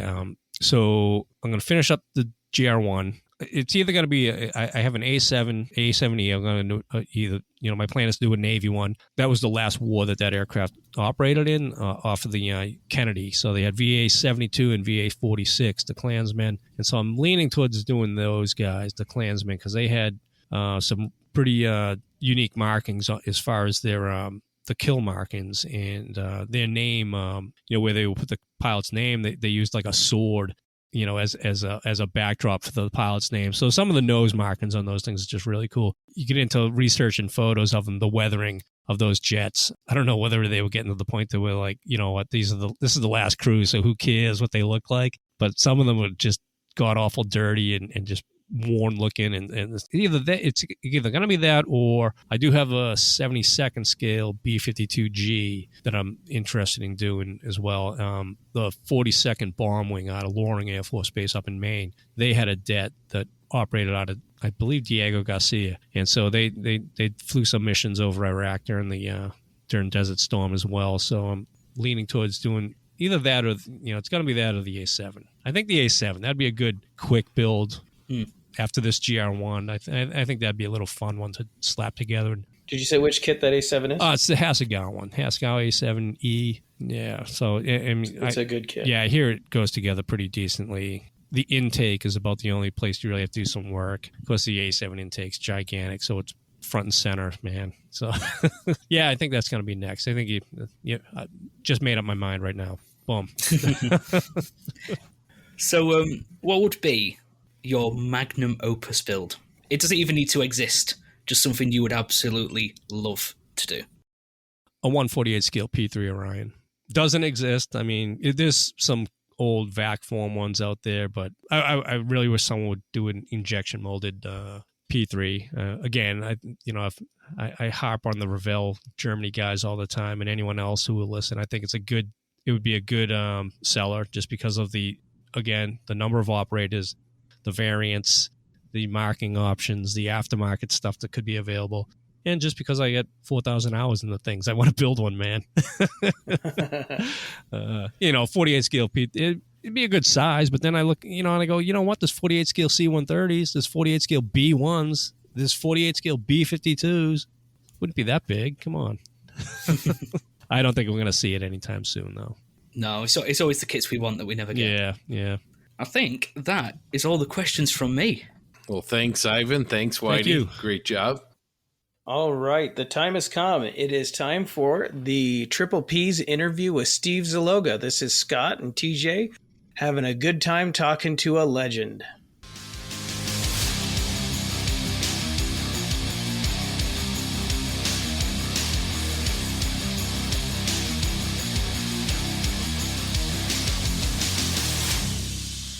Welcome into another Plastic Posse podcast interview. Our guest today has had a monumental impact on scale modeling. Before I introduce him right out of the gate, he is the first guest that we have spoken to that has his own Wikipedia page, and a search on Amazon.com in the book section reveals hundreds of results. He is a respected author, historian, researcher, archiver, lecturer, consultant, and last and certainly not least, a scale modeler. He has published or contributed to hundreds of books on military history and related subjects, including extensive texts on Americans and other nations' military units, battles, and equipment from World War II, as well as other historical eras. He also speaks several languages. He holds both bachelor's and master's degree in history. He has been a highly regarded defense analyst, as well as a special correspondent for Jane's Intelligence Review. And he is also a member of the executive board for the New York Military Affairs Symposium, which is an independent nonprofit group that is dedicated to the preservation and furthering of military history in the city of New York. We are very honored today to be joined by Steve Zaloga. Steve, welcome to the Posse. Nice to be here. TJ is also with us today. That I am. So, Steve, I guess, where did your love of history first start? Well, when I was a kid, my dad served in World War II, as did my grandfather. They were both in the U.S. Army. fact, my grandfather landed at Omaha Beach on D-Day, and my dad landed a few weeks after, also on Omaha Beach. So as a kid growing up, both the people in my immediate family, my dad and my grandfather, were World War II vets. And most of the men in the neighborhood were also World War II vets. We just happened to be in a neighborhood. Most of the families in my neighborhood were roughly the same age. So a lot of my dad's friends were in the Army or the other services from World War II. And so I just took a natural interest in especially World War II history, but military history in general. And I was always fascinated by aircraft and military vehicles and that sort of thing. So it was kind of a natural combination of interest in military history and a fascination with vehicles and aircraft and stuff like that. Did you ever think at that time that your love of history would end up spanning your entire career? No, because like most kids, I had no idea what I was going to do. I didn't have any strong direction when I was younger as to what profession I wanted to follow. And in fact, when I went to college, I went to Union College in Schenectady, New York, which if people know it, they know it has both a strong STEM program, especially in engineering, and it also has a strong humanities program in history. And that's one of the reasons I chose that college, because I hadn't decided between going into engineering or going into history. And I actually started out the first year I was at Union. I was in engineering and then decided I was more interested in the history of engineering than in the actual process of engineering. So I switched my major in my sophomore year to history and was happy with the decision ever since. If I'd gone into engineering, I'm sure I would have enjoyed it, but I'm quite happy I went into history. Well, that leads me kind of to the next question I had, which was, how did your education benefit you or influence you with regards to researching military history and especially armor? Well, actually, my interest in writing or research actually preceded going to college. I started building model airplanes mostly when I was like 4 or 5 years old. And so I was both building models and reading a lot of books, especially on airplanes. I hung out down at the local library in Massachusetts where I grew up, and they had a nice little section of aircraft books. So I read aircraft books. The librarian, in fact, said, "We ought to just give you these books. You're the only person who ever looks at them." And I would take them out repeatedly. But in any event, so I was looking at airplane books and airplane history and that sort of thing.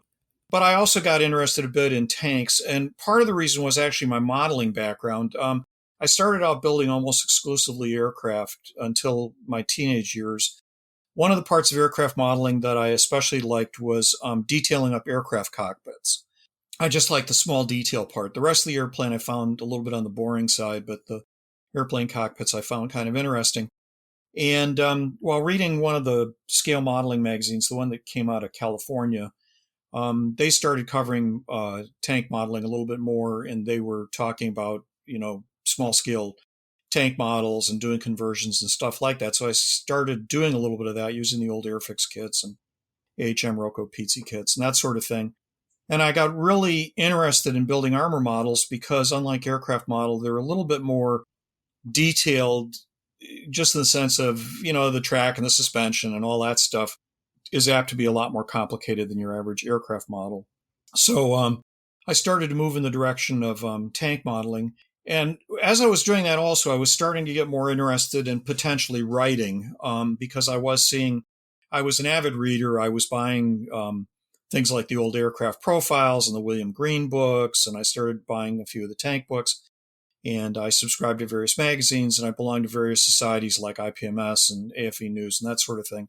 So I was thinking of starting to write, and I started to lean towards writing about tanks because, quite honestly, at the time, and we're talking the late 1960s, there were tons of people writing about airplanes and hardly anybody writing about tanks. And so I started to lean in the direction of writing about tanks simply because there was maybe not as big an audience, but there was more of a potential from an author standpoint to get stuff published.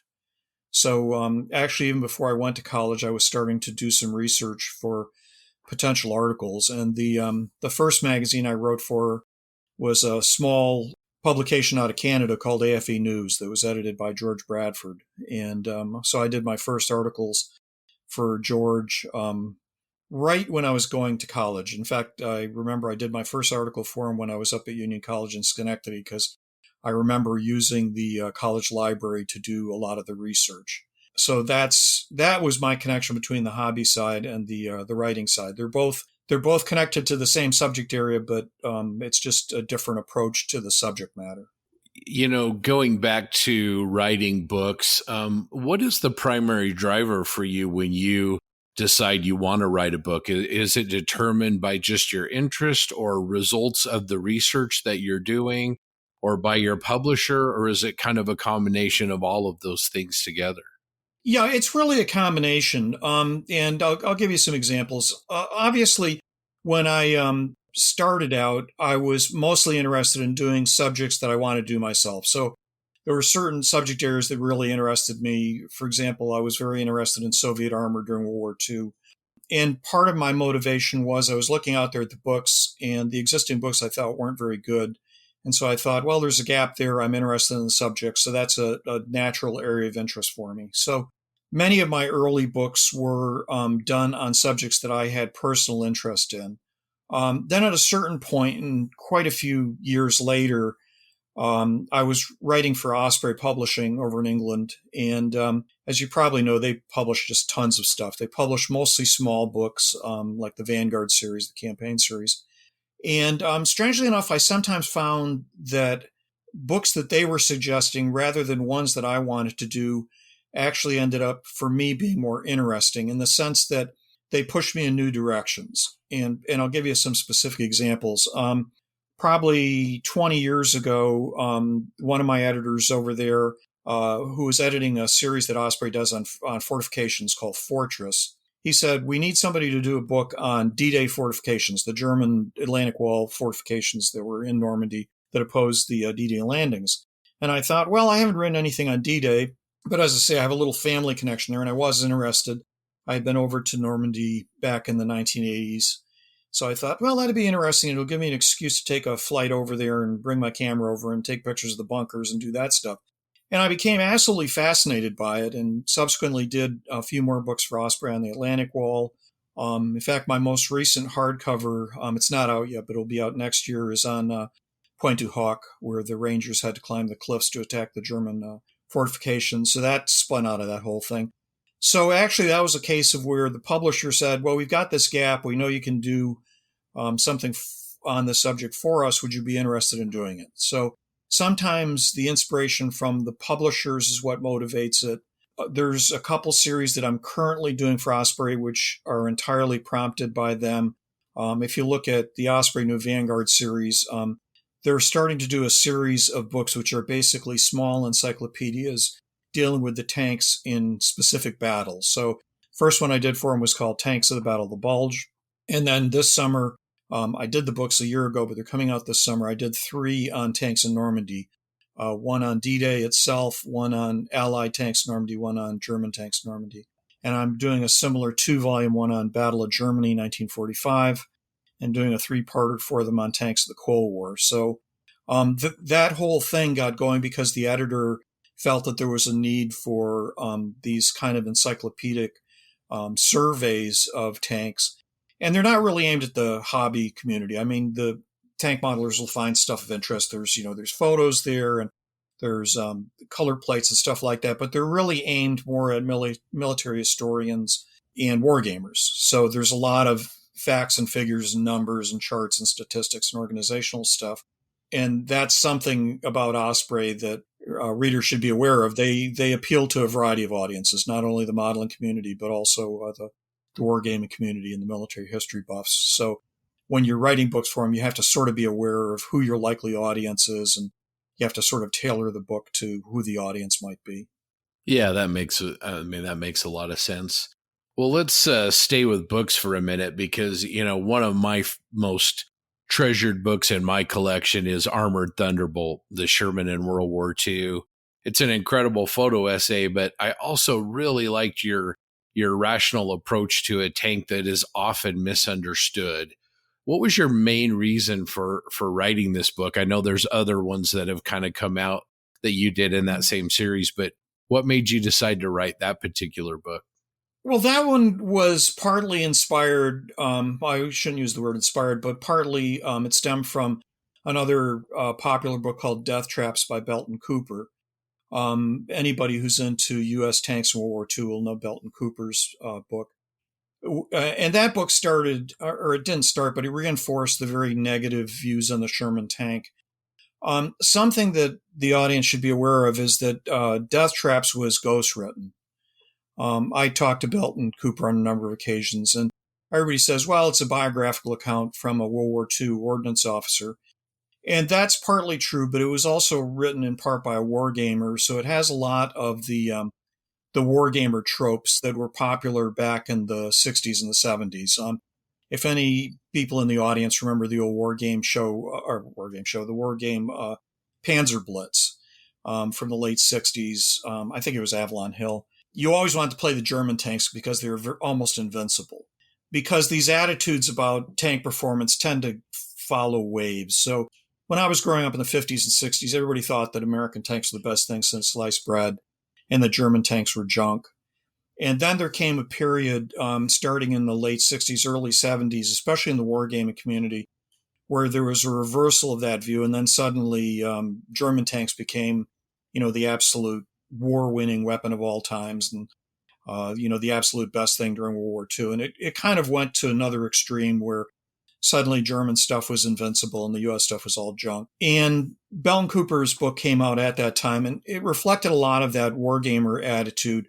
A lot of the statements in it were basically wargamer baloney that wasn't based on a lot of research, but was just based on viewpoints of certain war game companies or the way that they set up their war games. So in any event, by that stage, I had done a lot of work at National Archives and at the Army War College at the Military History Institute.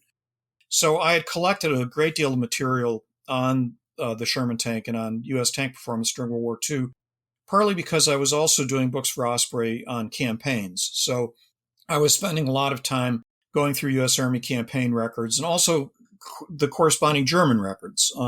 One thing that I try to do in my campaign books is not only cover the U.S. side, but also cover the German side.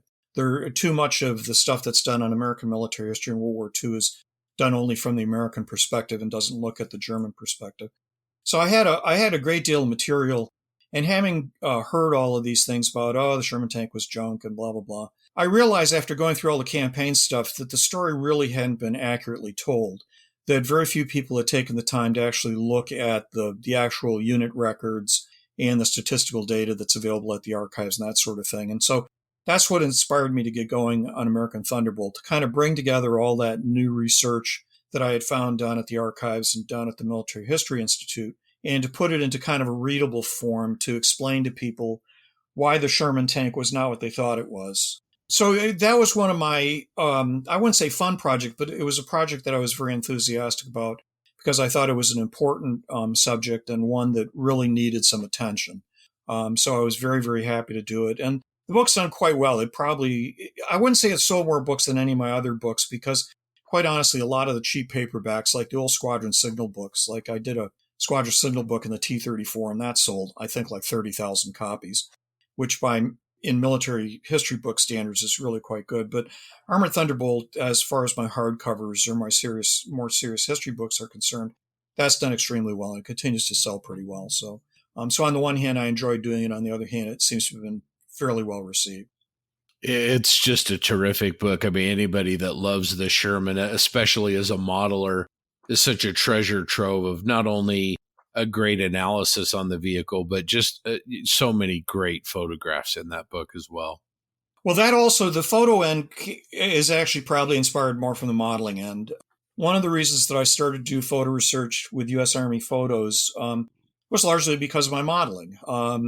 Back when I was starting to get into this back in the 70s, the photo content on U.S. tanks really wasn't very good. You got the typical ordnance photos, development photos, but you didn't get a lot of combat photos. So back in that period, I started going down to the Pentagon, where the Army Signal Corps photos were originally located. They had a room in the Pentagon, and you could go there and look at the photos, and then you could order copies. And so I did that along with Bruce Culver for Squadron Signal. He did a Sherman tank book for them based on that. I did a book on the Stuart.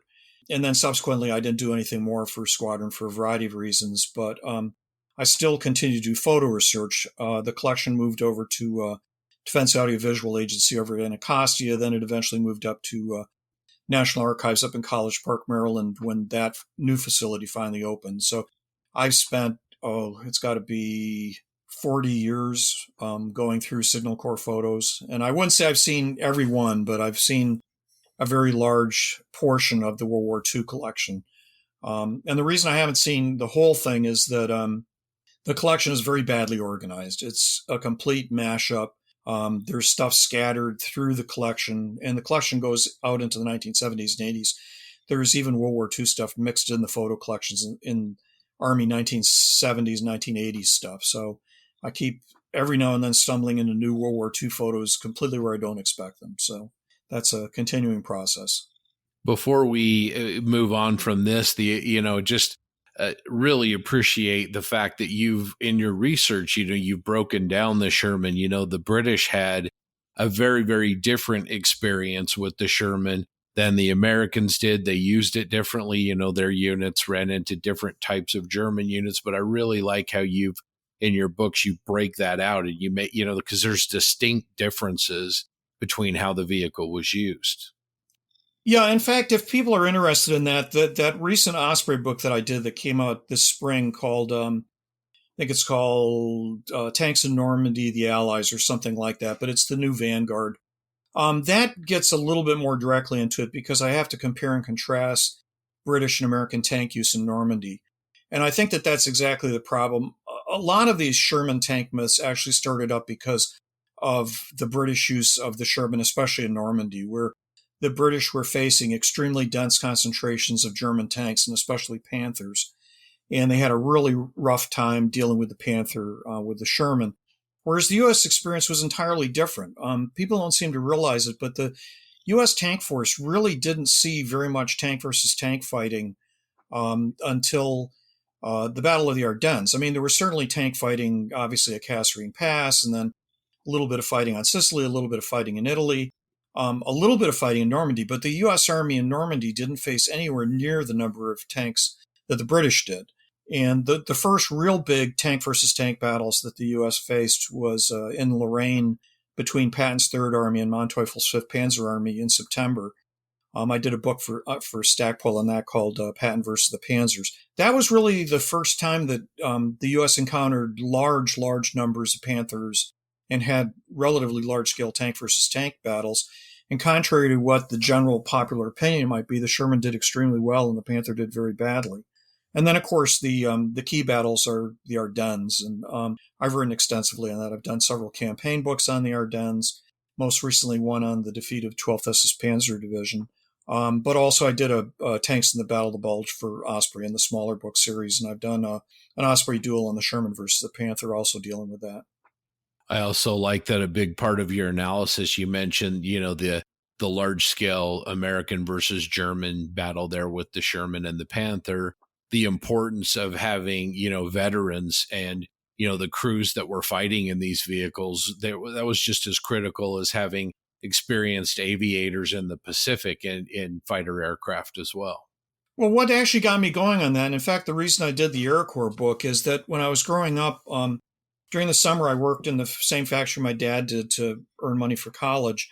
And one of my dad's friends was a tanker in 4th Armored Division. He was in 8th Tank Battalion. And that was the first experience I had. At the time, I was just a teenager, but that was the first experience I had with talking with an actual tanker. So I, during the summertime when I had nothing better to do when I was in the factory, I'd sit down with him and, talk about what he thought about the Sherman and what it was like. And then later on in my career, in the 1980s, through a mutual friend, I ran into Colonel Jimmy Leach. And Jimmy Leach was a company commander in 4th Armored Division in Creighton Abrams Battalion in the 37th Tank Battalion. And so Jimmy Leach fought in the Battle of Vericourt and fought with 4th Armored Division right from the beginning to the end of the war. And then he was later a senior armor officer in the U.S. Army after the war. And Jimmy was heavily connected with the Armor Training Center down at Fort Knox. So I used to go down to the Association of the U.S. Army show down in Washington every October. And Jimmy at the time was representative for Teledyne Continental, the engine people.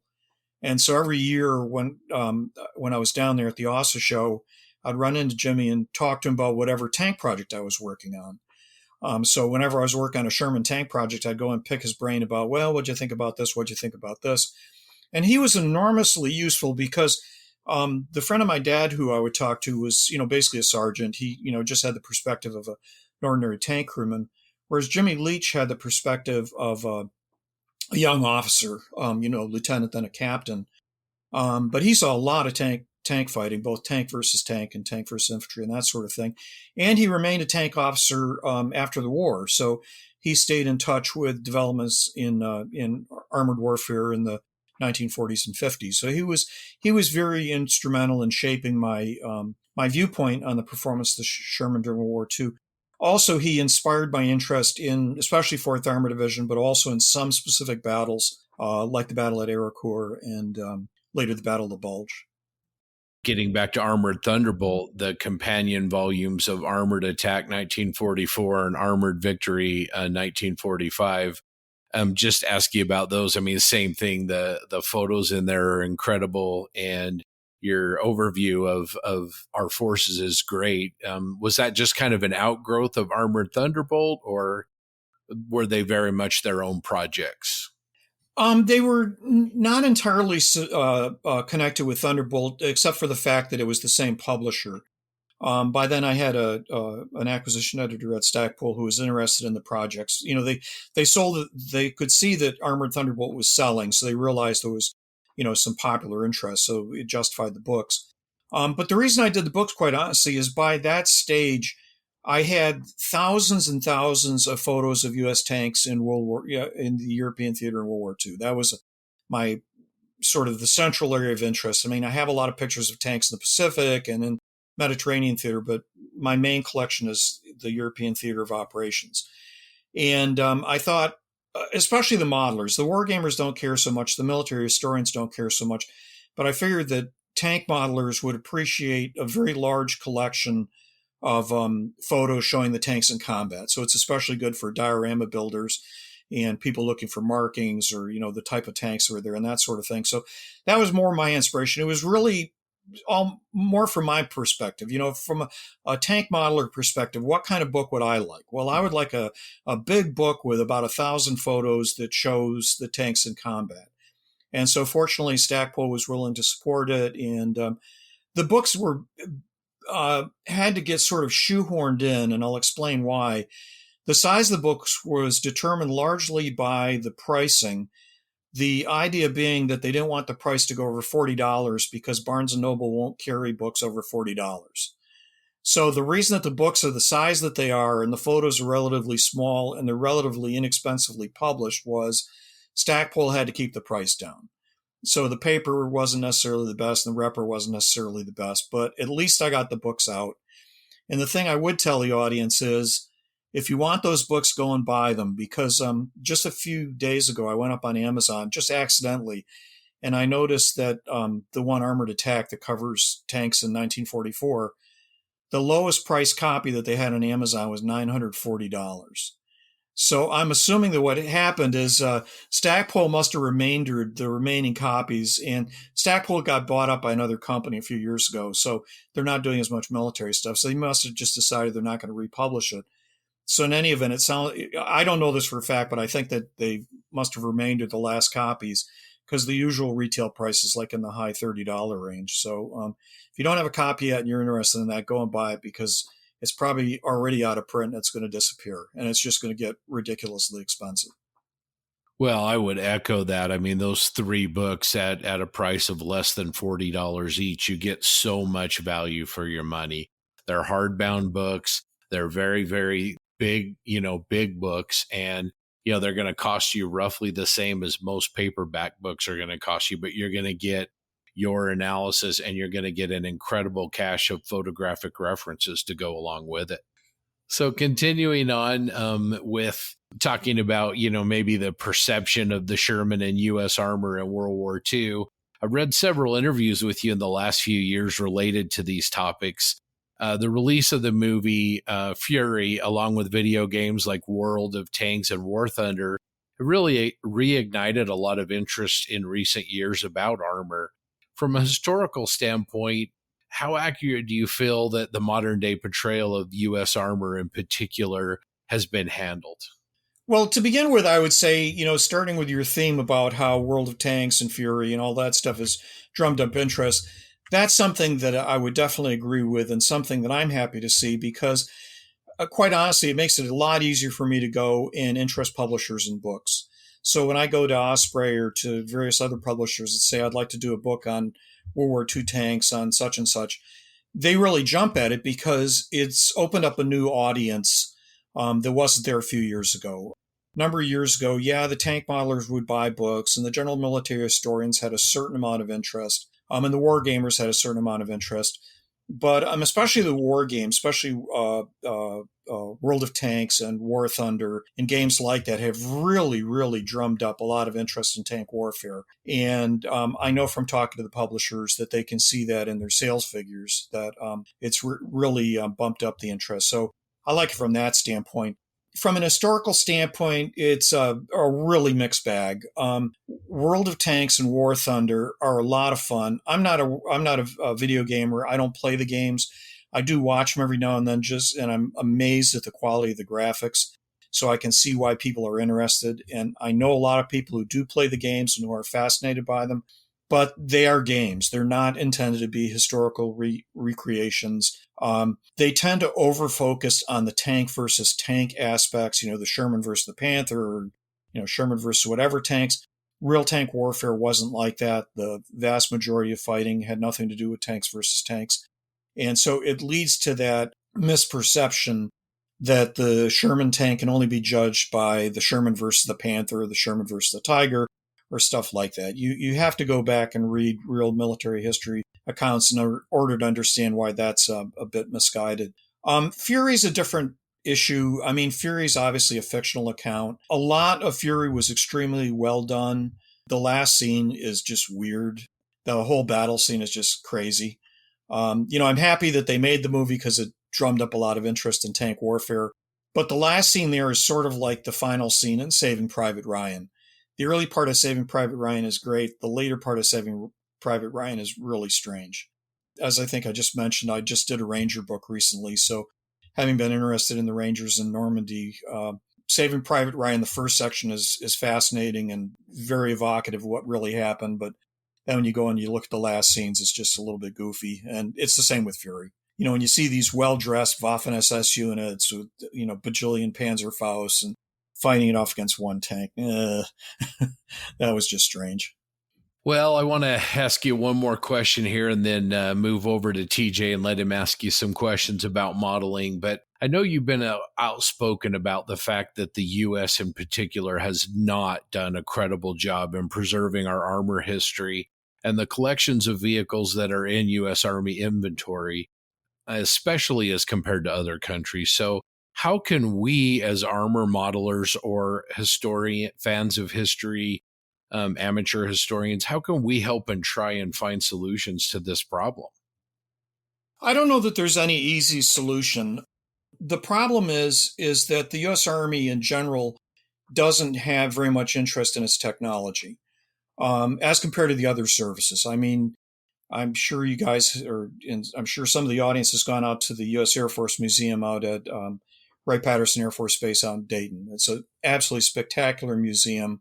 I haven't been down to the U.S. Navy one down in Pensacola, but I know that Navy aviation is very well represented down at that museum. And so the other services, the Navy and the Air Force in particular, tend to be more technologically inclined. And so they've done a much better job preserving the history of their technology. The Army, well, to begin with, the Army didn't even have a national museum until recently, and it's just barely opened. I mean, the Army just opened its National Army Museum down at Fort Belvoir this past year. That's been decades in the making. So it's not merely the history of Army technology. It's Army history in general has not been well served by public displays. Part of the problem is that the main U.S. Army collection, the one that was at Aberdeen Proving Grounds, was broken up about a decade ago. I'm very familiar with that because I live right down the road from Aberdeen Proving Grounds. I'm only about 10 miles from Aberdeen. the problem there was just an unfortunate confluence of events and the stupidity of the bureaucracy down in D.C. The museum at Aberdeen Proving Grounds was called the Ordnance Museum because back in World War I, and in World War II, the Ordnance Department of the U.S. Army was the organization responsible for tank development and artillery development and weapons development in general, and testing, not only the development, but the testing. What happened after World War II was that ordnance moved in other directions. Now it's responsible mostly for vehicle maintenance. And the whole issue of tank development went over to other branches of the service, whether it was Tank Automotive Command or Army Materiel Command. And also the Aberdeen collection was connected with U.S. Army Technical Intelligence because the guy who organized it, Colonel J.B. Jarrett, he was an ordnance officer who was the U.S. Army's main tech intel guy during World War II. And part of that process was he collected all those German and Italian and Japanese armored vehicles and brought them to Aberdeen for test and evaluation by the U.S. Army to see what could be learned from foreign technology. And so Aberdeen, to this day, continues two of those traditions, testing armored vehicles. There's still the main U.S. Army test tracks here for armored vehicles, and also tech intel. There's been a tech intel battalion, a U.S. Army tech intel battalion here for decades.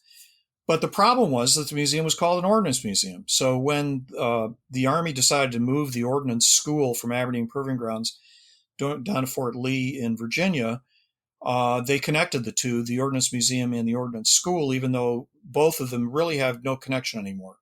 They had a connection back in 1945 when Colonel Jarrett formed the museum, but the museum was really an Aberdeen Proving Ground museum, not an Ordnance museum.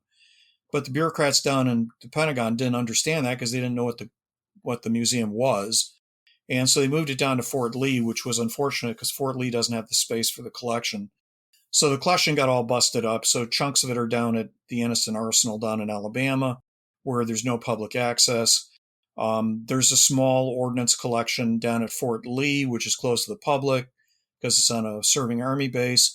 And then a chunk of it is down at Fort Benning now, where the Armor School is now located. And that has some public access on specific days, but it's basically close to the public as well. So basically, the public's been completely cut off from what the Army has these days for its historical armored vehicle collection. There's plenty of leftover stuff scattered around the country. I mean, I'm sure you've seen tanks and artillery pieces sitting out in front of VFW posts and American Legion posts. But as far as a national collection with all the prototype U.S. tanks and all the foreign tanks, the stuff is scattered now between 3 different locations. There's no central interest in it. The organization responsible for it is the Center for Military History. They don't have very much interest in artifacts. They're more of an archival historical organization, not a museum-oriented organization. So just bureaucratically, the U.S. Army's in a world of hurt as far as displaying armored vehicles and, kind of allowing the public access to it. And then 9/11, of course, crippled the whole thing because 9/11 meant that all the bases shut down. Prior to 9/11, you could walk over to the Aberdeen. You didn't need any special permission to get access to the Aberdeen collection. In fact, they used to have busloads of people coming in there every day because Aberdeen is somewhat equidistant between New York City and Washington. So tour buses going between New York City and Washington would make a pit stop at the museum because they had great restrooms. And people could get out and walk out and, walk for 15 minutes and then get back on the bus. So whenever you go over to Aberdeen Proving Ground Museum back in the old days, there'd be, hundreds of people there every day. It just happened to be a great public museum. But then once 9/11 happened, base was closed off and access to the collection was greatly restricted. Then when BRAC happened, the base realignment happened, then it was just completely all busted up. So it's really unfortunate. I don't know what can be done until there's some senior U.S. Army officer or some head of Center for Military History or something like that, or there's some kind of public outcry. I don't think anything will be done. And the situation is only getting worse. They had given a number of armored vehicles to a small private tank destroyer museum up in Danbury, Connecticut. And then when the museum closed, they just destroyed the vehicles. So they destroyed an MBT-70 prototype. they destroyed several foreign vehicles that the foreign governments wanted back. So it's tragic. I mean, it's not only that they're not allowing public access to the vehicles, they're actually destroying some of them. So, it's not a very happy situation. Maybe now with the National Army Museum down at Fort Belvoir, what they could do with time, I don't know that they have any plans to do so. If there's enough space down at Belvoir and there's enough public interest, they might be able to move some of the tanks there. They have a handful of tanks inside at the museum. For example, they have the Jumbo Sherman, the one that actually served as the spearhead of 37 Tank Battalion in the relief of Bastogne. It was a well-known, the Cobra King, well-known vehicle, and it is the real Cobra King. So they have that there, and they have a Medal of Honor Reno FT from World War I. So they do have a few vehicles there, but it's going to take some time before they have any significant collection. It's just such a travesty. Like you've mentioned, you can go all over the country and see incredible air museum after air museum, but really the only people that have done a credible job of restoring and maintaining them have been private individuals. You mentioned before we were recording MVTF, back before Jacques passed away, and his collection. There was a collection actually here in Utah in the hands of a private collector that's been liquidated. But yet you can go to the Smithsonian, you can go to Dayton, even here in Utah at Hill Air Force Base, there's a great aircraft museum. Hopefully we can figure out a way as a nation to do a better job preserving those armor pieces. Well, the private museums are picking up the slack. Jacques Littlefield's collection was broken up. Half it went up to the Seattle area with the Paul Allen collection. My impression is that collection is closing down. Paul Allen died, and I don't know that they're going to keep that museum open. The pandemic didn't help. But the other half, it went to the Collins Foundation out in Massachusetts, and they opened up the new American Heritage Museum in Stowe, Massachusetts, which is outside of Boston. So I've been up there, and I strongly recommend anybody who's interested in tank history, if you're on the East Coast, go and see the Collins Foundation Museum, the American Heritage Museum in Massachusetts. It's a spectacularly nice museum. To begin with, it has those beautifully restored vehicles that Jacques Littlefield restored. So it's got that Panther tank that he spent $2 million to restore. It's got a beautifully restored Stug 3. It's got a whole bunch of stuff. Very, very nice collection. Besides that, the display area is wonderful. They did a very nice display. So, for example, there's overhead walkways. So you can not only walk around the tanks, you can also get up on the walkways and look down in the tank. So from a modeler standpoint, bring your camera. You can get great photos of the top of tanks, from angles that you can't see. So I would strongly recommend that to people. There's a couple of other new private armored vehicle museums opening up. So I think that for people interested in armored vehicle history, that the private route is going to be the one to look at least in the short term. Maybe the U.S. Army will smarten up. But until then, the private ones like the Collins Foundation, I think they're the direction that people are going to have to turn to. All right, so we're going to kind of pivot over to scale modeling. And I guess my first question would be, how does your scale modeling fit in or inform your other pursuits? Is it the primary driver or more of a byproduct of your research? Well, the modeling was actually the inspiration for my writing, but now we're talking ancient history because as I mentioned before, I started modeling when I was 4 or 5 years old. So we're talking the mid-1950s.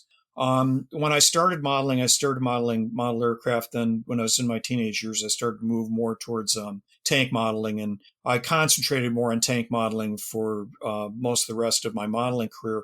The strange thing is now I probably do as much modeling that's related to my books as I do modeling that I just do for fun. And to explain what I mean by that, for any of the audience who looks at Osprey books, they will know that there's these battle scenes in several of the series. For example, in the campaign series, there will be illustrations of aircraft or illustrations of tanks or illustrations of warships.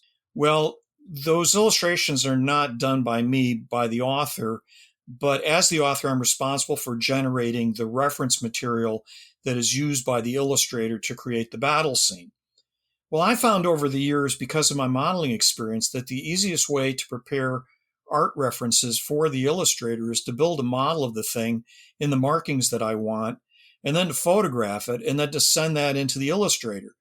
Because instead of trying to hunt up a specific angle, an airplane flying at a specific angle or a tank at a specific angle or a specific type of tank, it's easier just to go out there into the market, because these days there are just so many kits, and find the airplane or the ship or the tank that I want, build the model. I'm not talking about doing IPMS national quality builds. They're fast builds. Usually I can do them over the course of a weekend, but put them in the right colors, put them in the right markings, photograph them, and then send them in to the Illustrator. So I build probably as many aircraft models these days as I do tank models. And my reason is primarily I'm using them as art references, not as models in the conventional sense. I mean, I enjoy building them, but they're not done from the standpoint of building them as a model. They're built from the standpoint of using them for illustration. The other models I build, mostly tank models, I do just for fun. I do build some ship and aircraft models for fun.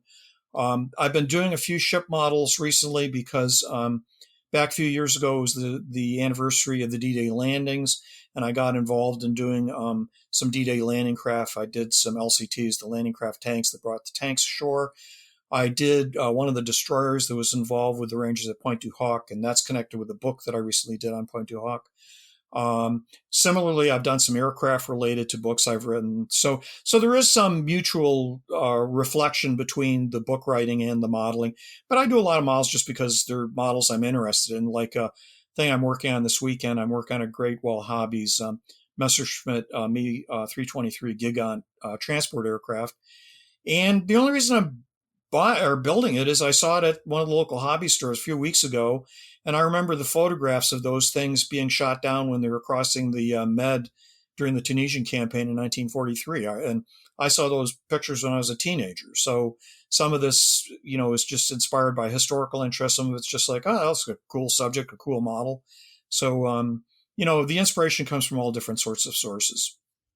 Your models are like extremely detailed. I think anyone that has seen your work in books or on the internet can say that. And it involves a lot of kit bashing and scratch building to ensure that accuracy. Is that the part you enjoy most, or is it the painting, the finishing, marking selection, that sort of thing?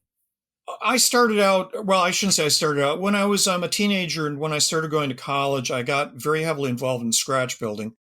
And the reason for that was back in the day, I was building in small scale, meaning 1/76th or 1/72nd scale. And the selection of kits was really bad, especially in armor. There just weren't a lot of kits out there. We're talking about the days when it was basically just the Airfix kits. There were a few manufacturers starting to get into it, like Fujimi and Hasegawa, but there was not a very good selection of kits. I mean, this is even predating when Matchbox was doing small scale armor. So if I wanted to do a lot of subjects, I basically had to build the stuff myself. And I got interested in scratch building because of the old American magazine, Scale Modeler, that came out of Canoga Park in California. They had a number of people who were doing these kit bashes using index cards and all sorts of balsa wood and all sorts of stuff. And I started doing that, and I got a lot of satisfaction out of building that way. So I did a lot of conversions and heavy-duty scratch builds in small scale, and I got involved at the IPMS national level. I won quite a few prizes at the IPMS nationals on a number of occasions. And then I got out of the hobby for a few decades just because of work. For a while, I was commuting down to work in New York. I was living up in Connecticut. I was working for a TV production company down in New York, so I was spending a lot of time on the train, commuting in and out during the day. This was back in the 80s and early 90s, so I didn't have time to do modeling.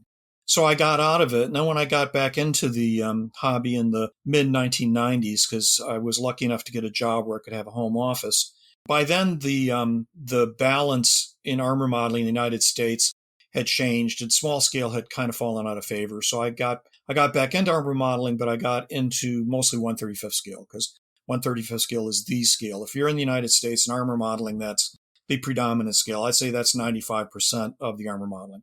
I still have friends who do small scale, but 95% of the stuff is 35th.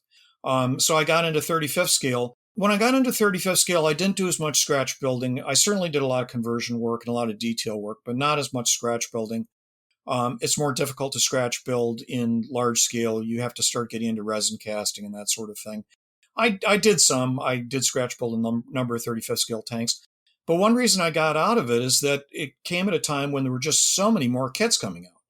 And there was always the danger that you'd go and spend, months scratch building something or converting something. And 2 weeks after you finished it, somebody over in China or somebody over in Japan would come out with a kit of it. And so it was just like, I don't need this grief. And at that stage, I had had enough of the heavy duty construction work, and I was getting more into, for example, figure painting. My style changed. I was putting more emphasis on always including a figure along with whatever tank model I built, and I was getting more enjoyment from doing figure painting. So my style of modeling changed a bit. I spent a little bit more time on vignette bases. They're not really dioramas. I put a little scenic base, put the model on a scenic base, put a figure or two on it. So my style changed then. So my emphasis on what I was doing moved more towards just building existing kits, but doing painting and doing figures and doing a scenic base. So the what my models look like now look different than what they did back in the 70s or the early 80s. And right now, I was also for a good deal of time writing magazine articles for military modeling over in Britain. And that strongly affected my modeling simply because the editor tended to prefer that I do new kits. So I would talk to the editor, who at the time was Ken Jones, and Ken would say, Tamiya's got a new tank model coming out. Do you want to do an article on, the new Tamiya T55 or the new Tamiya Sherman or whatever was coming out? And so I would get an advance release of the new kit or one of the new Dragon kits or that sort of thing. So I do magazine articles. And then military modeling folded a number of years ago, so I didn't have that incentive anymore. And I did some writing for a few of the other British hobby magazines, and I've done occasional articles for Fine Scale in the States. But in recent years, I've just said, I'm just going to model for fun. So I have not been doing very much modeling writing, and I just pick subjects that I want to do and just build them. Who are some of your modeling influences? Actually, my strongest influences are not tank modelers. They're probably people who most people don't know. When I was growing up, when I was a teenager and I started going to college, I belonged to IPMS NATS Northeast New York, which is centered roughly in Albany, New York. That was probably my most influential hobby source because we had some exceptionally good modelers associated with the group. And also that group was very influential in IPMS for starting up regionals, the regional contests. Instead of just the national ones, they were doing regional shows. They did probably the first IPMS regional show that was held up in the Albany area. And that would bring in some of the modelers from the other areas of New York, like Poughkeepsie and Syracuse and areas like that. And so there were some other really exceptional modelers that were sort of in that orbit in New York State. One guy in particular, Dan Dossert, who was an aircraft scratch builder. He built 72nd scale scratch build aircraft. In fact, he built models for the Smithsonian. So a lot of those modelers, and I don't mean to single out only Dan, because there were a bunch of other exceptionally good modelers with IPMS NATS. Those guys strongly influenced my modeling. I got a lot of feedback. Participating in an IPMS group or an AMPS group or a group like that is enormously helpful because you can learn a lot of new techniques. You can get good critiques. Once you know the people there, you can figure out who you can trust to give you good critiques. And so that interplay with other modelers, I found to be exceptionally helpful. And so I would say by far the most influential modelers, as far as I was concerned, was that circle of modelers in upstate New York. After that, I certainly went to a lot of national shows, both IPMS shows. I started going to the figure shows like the ones that used to be done in Westchester. So I'd run into Shep Payne. I saw Shep's work. But it was the IPMS crowd that I ran into first that I would say was, for me, the most influential. After that, I've seen lots of modelers. I mean, I've gone to European shows, to Troops and Tracks and Euromilitaire and to the Tweenot show in the Netherlands and to various of the French shows. And so I've seen a lot of models. I can certainly say that I see certain models by certain modelers and they influence me saying, hey, that's an interesting approach or an interesting way to do things. But I wouldn't single out any particular modelers. It's just that, for example, at the moment, I think that the European tank modelers are more interesting and more influential for me than American stuff. I think that they're more adventurous. I think that their display styles are a lot more appealing. And so I do tend to pay a bit more attention to what's going on over there. than I do the stuff in the States. I mean, there's a lot of talented American modelers, but I think generally the more cutting edge stuff's over in Europe, and perhaps as well in Japan. But I just don't see the Japanese stuff to the extent I see the European stuff. I do get Armor Modeling magazine out of Japan, but I've never attended any shows in Japan, so I haven't seen that stuff firsthand. Whereas the European stuff I have seen firsthand. So you've already touched on the fact that you build more than just armor, aircraft, and even ships. Is there a particular subject or genre or even nationality that you're more partial to, or are you just kind of equal opportunity, whatever suits your fancy? It really goes in phases. Back when I was doing the model magazine stuff, especially military modeling, a lot of my building, quite honestly, was just based on new kits. If you're a writer aiming at a magazine audience, the magazine audience wants to see the new kits. So for a long period of time there, back in the 90s and early 2000s, a lot of my modeling was simply decided on whatever the manufacturers were bringing out. I mean, I had some choice in the matter. So I would, because there were just so many kits coming out, so I would tend to pick stuff that I like. So I would tend to do a lot of World War II US stuff. I don't do a lot of modern stuff. I find that the modern stuff just doesn't appeal to me as much for any number of reasons. Certain countries interest me more than others. I certainly prefer U.S. World War II, although I don't build it a lot these days because I've just built so much of it. I don't build very much Soviet stuff or Russian stuff, even though I'm very interested in it from the military history standpoint. I've written a lot of books on Russian tanks. I just don't find it as interesting as some other countries. There's certain little niche areas that I really like I'm very keen on German stuff in Normandy, especially the so-called Becker conversions, those crazy little self-propelled guns on French tank chassis. So I built a lot of those, and I've got plans to do several more of them. I've done a little bit of World War I stuff. So yeah, there's niches, and I go through phases. There's periods of time when I do certain subject areas, like back during the 75th D-Day anniversary, I did a bunch of D-Day related subjects. At the moment, I'm just kind of wallowing around. I have a few projects, but it's just stuff that I stumbled into. It's kind of impulse buys. I'll be at a hobby store and I'll see something and say, hey, that's cool. And, pick that up and, build that just based on, it looks like it's something different from what I've been building. So what are a couple of your favorite builds that you've done, if you had to pick?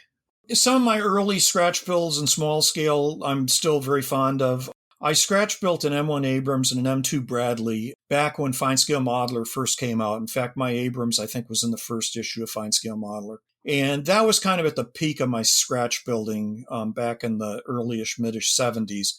So that one, both of those I've really liked. And of the two of them, Bradley's actually a better model. And there's a few models I built back then that I really like. I did some half tracks that I think are pretty good. More recently, I did a few Shermans that I really like. I did an M4A1 based on the old Little Larry kit with tank riders in the back from the Normandy campaign. I like that one. That's in one of my books. I've done a few more recent models that I like. As I say, I like those Becker conversions. I've done a few of those that I really like. I can't say that there's certain models that I jump up and down about. I'm a very impatient modeler, and there's very few models that I spend much more than a month or a month and a half building. There's a lot of people who spend a year building a model. I don't have the patience for that. I don't build any super projects. I build things that I can get done in about a month and a half, but then my interest starts to wane. So I speed it up and I finish it off. So there have been the occasional models that I've spent a real lot of time on. And so those probably do appeal to me a little bit more. But for the last 20, 30 years, I've got a limit as to how much time I'm going to put in a model. And so when I look at it, it's like, I could have done a better job there. I kind of sped up either the painting or I sped up the construction. So I can see the faults in it, and that kind of gives me a jaundiced view of the model. It takes some time, maybe 10 years later, I look back and say, that's not bad. That's pretty good. But especially models I built recently, I know where all the flaws are. So, I think, that's only so-so. So other than that glider that you're working on, what else do you have? Do you work on more than one kit at a time, or are you I need to do this one and then move on to the next one? Or me personally, I have like 6 that I'm working on right now. I'm pretty much a one model at a time person, because if I do it the other way, I end up not finishing anything. To be quite honest, at the moment, I have only 2 models that are started. I've got that Me 323, which I literally started today. And I have a project started about a year ago, a Polish kit of the C7P artillery tractor, which I started installed just because it's got a tremendous amount of photo etch on the interior. And then I heard from one of the other manufacturers that they're going to do it in plastic. So I kind of pushed it off to one side. And so it's kind of half built. But my rule of thumb is when I start it, I finish it. Whether I finish it well or just speed it up and get it done, it gets done. And that's one reason why I'm very careful about what I start. I've got to be convinced that I've got enough enthusiasm for the project to carry it through to the completion. And that's also one reason I don't pick subjects that I know that I'll have a problem completing in a reasonable time frame. So my selection of subjects is heavily influenced on my estimation of how much time it's going to take to build. Do you have a preferred manufacturer? No, there's obviously some manufacturers that I really enjoy working with, but that doesn't limit my selection. For example, Tamiya, big surprise. Everybody loves Tamiya because their kits go together so well. On the aircraft side, if I could get a Tamiya aircraft, that's what I always pick because they're such a pleasure to put together. So if I'm building an aircraft for fun, because I do build, a lot of times I get burned out building tank models and I just want to build an aircraft just for fun. And I'll almost always pick a Tamiya kit because I know it's going to go together well. It's not overly complicated. So, for example, recently I picked up Tamiya Heinkel 219. Well, I haven't started building it, but that's going to be one of my fun builds because I know it's a good kit. I know it'll go together well. I don't have any particular need to do it. It's just I know it'll be a good build.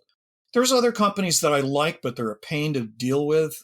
Some of the newer manufacturers, I'll give you an example. Mini Art out of Ukraine. Spectacular models, but a bajillion little parts, not a lot of fun to put together, especially in the early phase. So to give you an example, I had the Mini Art Su-122-54, which is a 1950s Soviet assault gun, which I was always interested in because it's a very mysterious vehicle. They only built about 80 or 90 of them. Really wanted to build it. So I bought the kit when it came out, started working on it. The suspension is an absolute horror. Every rocker arm, every torsion bar arm has a bajillion little parts. You don't see any of it when you finish up. On a Tamiya kit, it would be basically one part. With Mini Art, it's like 24 parts. And I just kept working and working and working on it. And I put it aside at one point. It was just, I got most of the suspension together and I was just so frustrated with it. I put it aside because I had other things I wanted to build. And then I finally said, okay, I got to follow my rule. I got to finish it up. And fortunately, by that stage, I was through the worst of it because their suspensions are just god awful. And then I got into the superstructure, into some of the big parts, and then it went together okay. So there's some people that I'll work on their kits kind of grudgingly. I mean, I know that they're beautiful kits. I know that I'll get a good result from them, but they're not fun to build just because they're needlessly complicated. And then there's other companies that are somewhere in between. They're not as simple as Tamiya, but they still have a fine level of detail. On the aircraft side, next to Tamiya, the other one I really like is Airfix. The recent Airfix kits are really nice. They're 48 scale and 72nd. I built a few of those recently. Really enjoyed it. There's other ones like Hasegawa. They do nice kits, but they're usually more work than Airfix kits. On the armor side, I'm more apt to be determined by the subject than by the manufacturer. If I really want to build a subject, I'll build it whether it's, whoever, Mini Art or Ryfield Models or whoever. Even if it's a complicated kit, I'll build it if I really want to build the subject. From your perspective, would you say that kits today are more accurate than, say, 20 years ago, or it's just easier to assemble but still maintain accuracy issues? I think they're definitely more accurate. I've been mildly involved in some research work for model companies over the years, and some of the new technologies just make it a lot easier for the model kit manufacturers. As you probably know, a number of companies are using laser scanning, where they can go to a museum and basically laser scan the subject. And so, instead of going out there with a tape measure, back in the old days for my books, I used to actually go out and tape measure tanks for my books to do scale plans that went into the books. And so I know the pitfalls of doing that kind of measuring. It's very, very difficult, very time consuming to do. So some of the new technologies like laser scanning are not only more accurate, but they're easier and cheaper to do. So I think that gives model kit companies more temptation to do some subjects because they know if there's a museum exhibit that they can go and scan, they can really simplify it. And I think that's something else that most modelers probably don't realize. There's a cottage industry of people who put together data packages for the model companies. And this is especially true in Asia, where you'll get these guys who go out and put together a 3D package on a particular tank. And then they'll go to the various manufacturers and say, I've got a data package on, the T-34 tank or the Sherman tank. And they'll say, give me 10 grand or whatever I don't know what they sell it for, but whatever sum of money it is, they'll sell them this data package. So, if everybody's wondering, well, why all of a sudden do we get 15 Panther tank kits, or worse yet, some, obscure prototype tank? Why suddenly do we have 3 kits of some really weird tank? Well, the reason is that unlike the old days, it's not only the kit manufacturers that are doing the basic work on doing the research. There's actually freelancers who are going out there and putting together research packages. So that's kind of accelerated the whole thing. And then, of course, on the model kit side, the method of making molds has changed completely because of 3D machining. It's just so much cheaper to do a mold. So the investment to do a hobby kit these days is so much lower than it was back in the old days. So to answer your original question, yeah, accuracy-wise, yes, they are definitely better. And number 2, we're getting more kits because it's easier to do the research, because the technology has changed and it's allowed the manufacturers to more economically research the subjects. What would you say to a young aspiring historian or modeler to encourage their interest in history and the hobby? I really can't think of anything I could tell them. A lot of people, I know especially IPMS, they're always making this big deal. Oh, we got to interest the younger generation. And I don't really think that that's possible. It's got to be somewhat self-motivated, or at least my experience is it has to be somewhat self-motivated.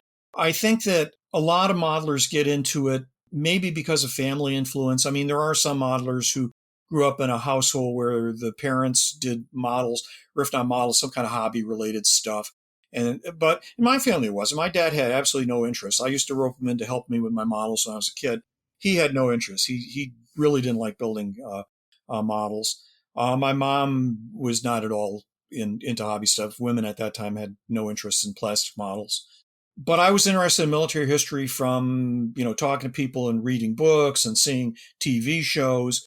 And so I think a lot of it is self-motivated. I think that the thing that organizations like IPMS and AMPS and other organizations like that can do is that once modelers enter the sphere of the clubs and things like that, you can certainly encourage young modelers, try to give them positive reflections on their craft and, try to encourage them to go along.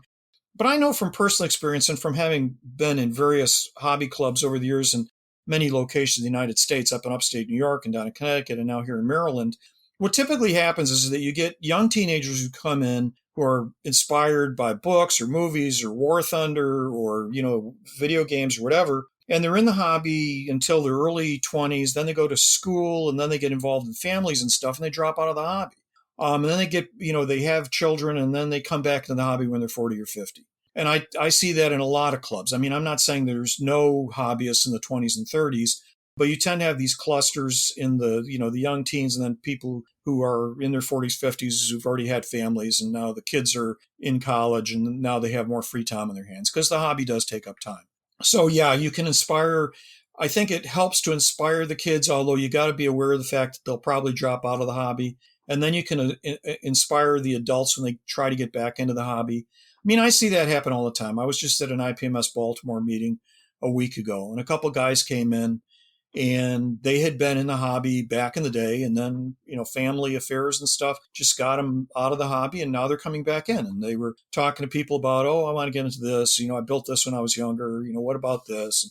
What kits are good? I want to build this. So, yeah, I think we can help inspire other modelers, but it has to start with some self-inspiration. You got to have somebody out there who got involved in aircraft or tanks or model cars or whatever for some other reason. And then at that stage, maybe you can make them a little bit more, I don't want to use the word professional. That's an overused term, but you can try to inspire their craftsmanship. And I think that's something that clubs can do very well. And the internet can do it to some extent. I mean, Facebook and other, social media, they can help a bit.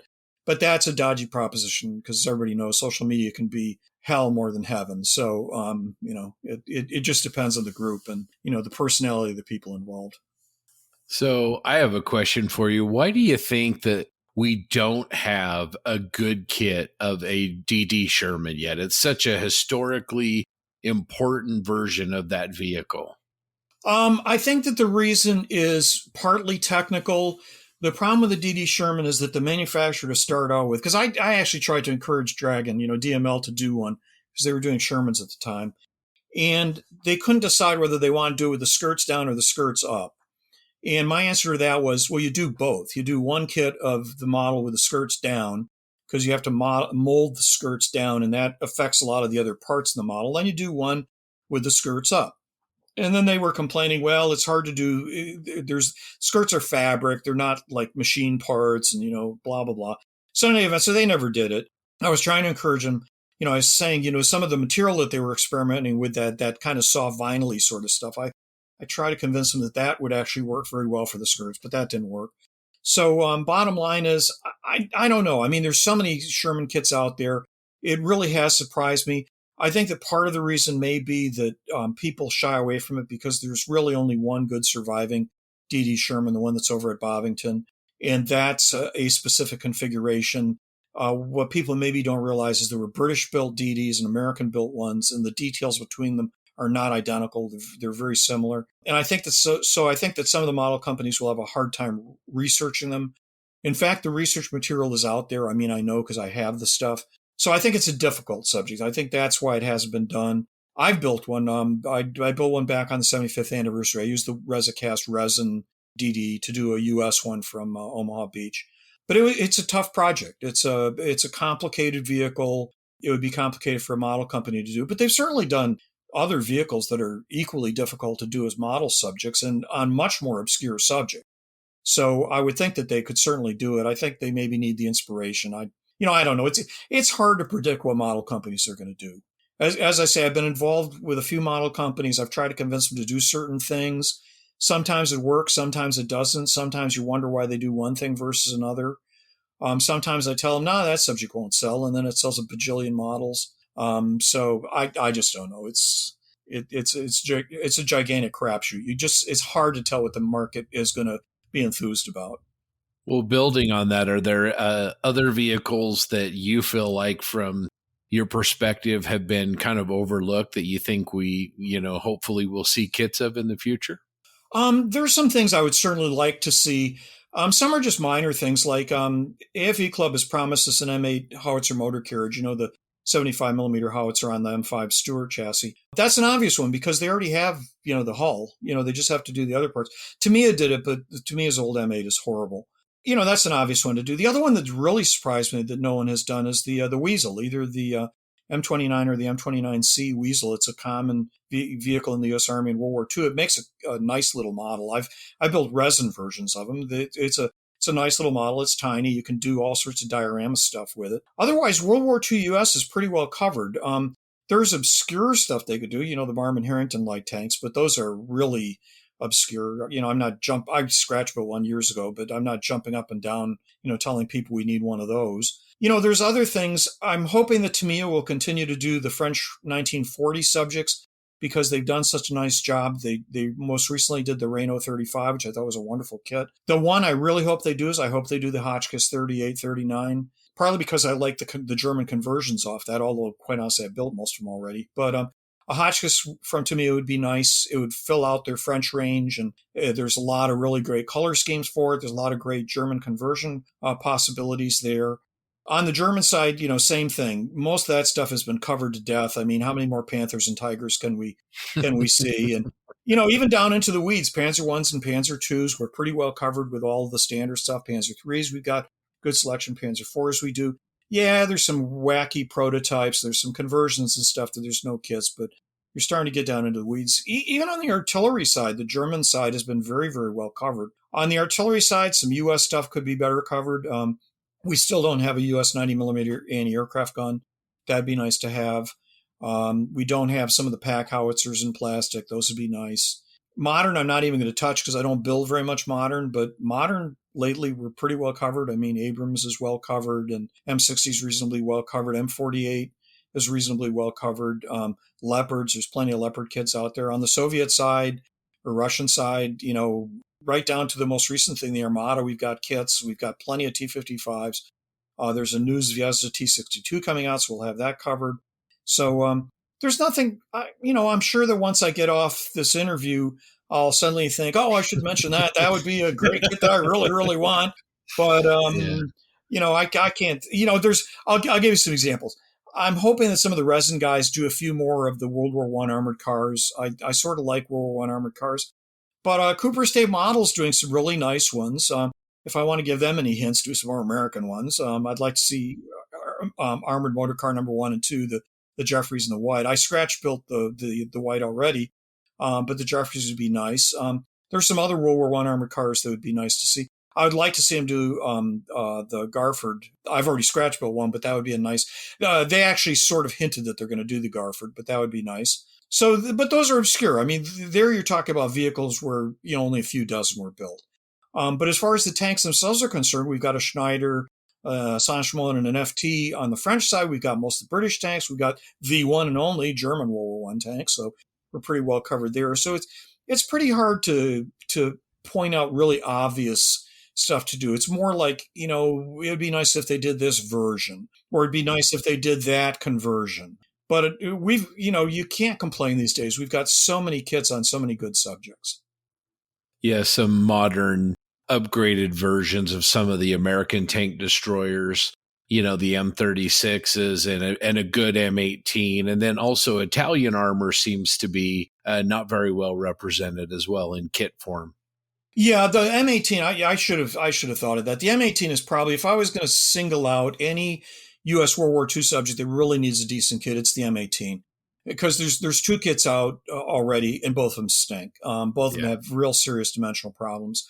And it's a very attractive vehicle. It makes a really nice model because you have that open turret. There's plenty of detail. So, yeah, that'd be an obvious one. M18 would be a good one. A better M36. The only advantage with M36 is that you've got some halfway decent turrets and some halfway decent hulls. But, yeah, a new M36 would be useful. The Italian stuff, surprisingly, is, I think, a little bit better covered than people realize if you go for the aftermarket stuff. The old Italeri M1340, M1441 is actually a reasonably decent kit. It's not state-of-the-art as far as putting it together. It's more old-fashioned as far as putting it together. But if you throw in the newer Tamiya tracks that are out there, it's pretty good. And then Italeri has come out with a newer Semiveni with a lengthened hull. I haven't built that yet, but I do plan on building a Semiveni. And there's a lot of good aftermarket. Their L6 is pretty decent. I built the Semiveni version. I thought that was decent. There's a good L3. There's an okay P40. So there's a fair amount of stuff out there. There's a decent Sahariana. Most of the Italian stuff, big surprise, has been done by Italeri. And so it rises or falls on the strength of Italeri as a model company.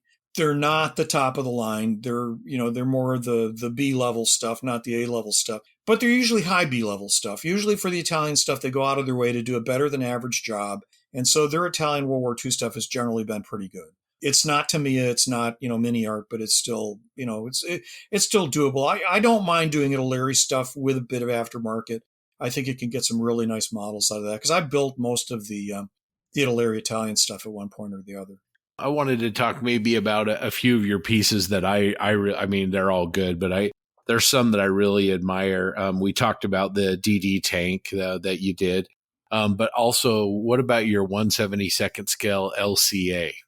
The LCA was one of those projects that was inspired by a book. And what it specifically is that, as I mentioned earlier in the interview, I did a book last year, or actually early this year, that'll be out next year on the Battle at Point du Hoc, the Rangers climbing the cliffs at Point du Hoc. And as I was doing the research on the book, I started getting involved in, well, what did the landing craft that landed the Rangers actually look like?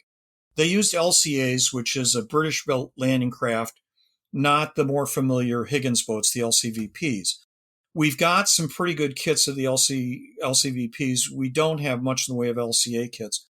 But it wasn't simply that we don't have a good LCA kit. It was also that the Ranger LCAs were converted. They had a secret program called Project Scam, and they mounted grapnel hooks on the bulwarks of the craft, so they could launch grapnel hooks up on top of the cliff and drop ropes down so that it helped the Rangers get up the cliffs faster.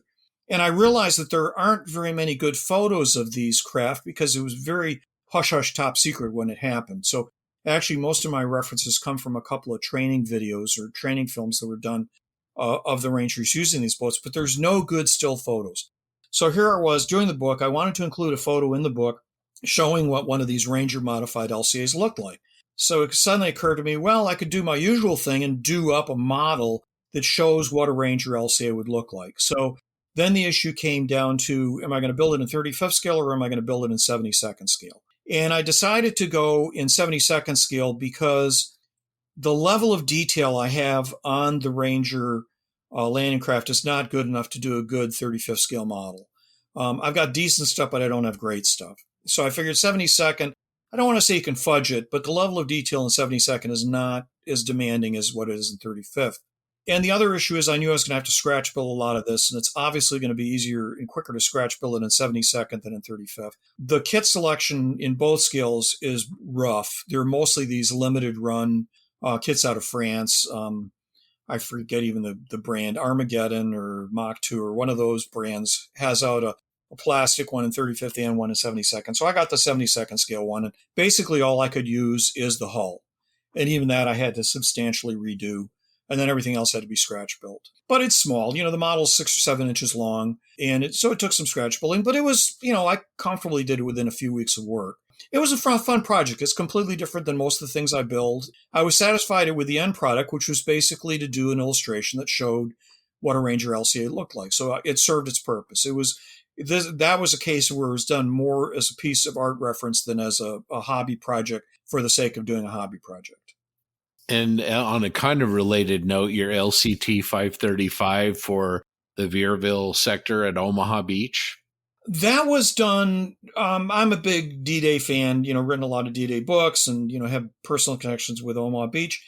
That was done partly because it was the 75th anniversary of D-Day and I wanted to do some D-Day stuff. I was doing the DD tank, and when I was getting involved in that whole thing, I was also writing an academic article, which most people won't have seen, but I did an article for Journal of Military History, which is the academic journal associated with Society for Military History. I was doing an article on the controversy about why the alleged myth that the U.S. Army refused to use armored funnies on Omaha Beach, which is a lot of baloney. But I did an academic article on it so I could footnote it and show people what the real story was. But in any event, as I was doing that article, I was saying, I need to know a little bit more about LCTs and how they landed the tanks at Omaha Beach, because the actual amount of published information on that is not very good. I had a lot of material from U.S. Navy files about the specific landing craft, what units they were landing, and how they did it. And I thought, boy, this would make an interesting model. And the project started out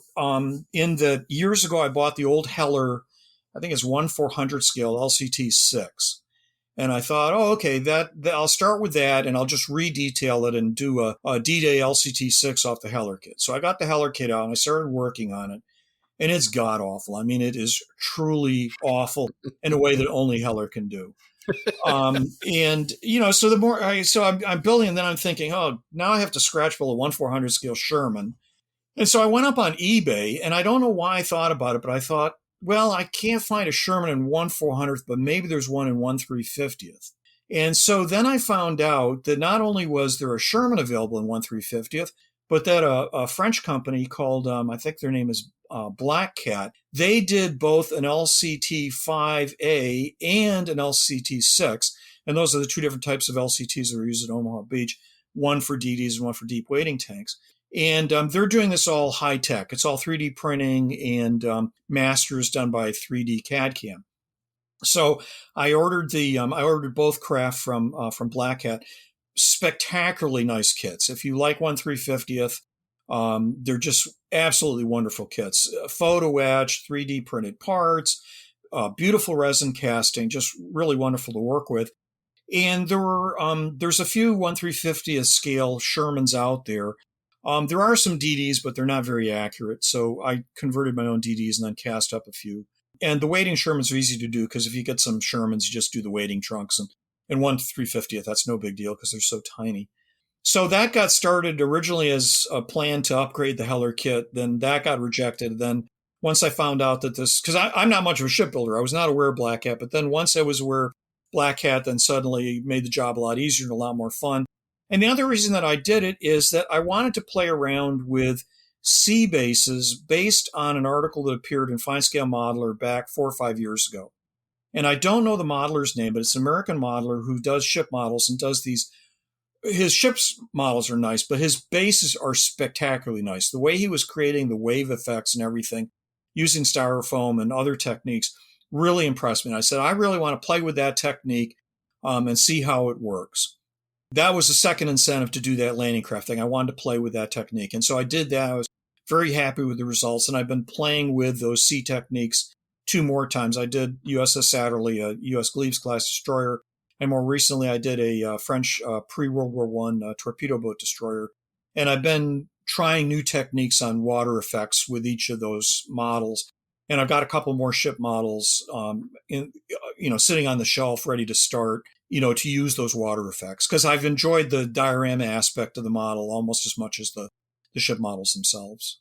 Well, Steve, we could do this all day, just sit here and talk about each one of your models, but we want to be respectful of your time, especially because you told us that today is a hobby day, and so we don't want to keep you from your bench. Thank you so much for coming and talking with us about your work and your immense contributions to the hobby and to history and all the related subjects that you've done. Well, happy to talk to you. Well, thank you so much. We really, really appreciate it. Okay. All right. Take care.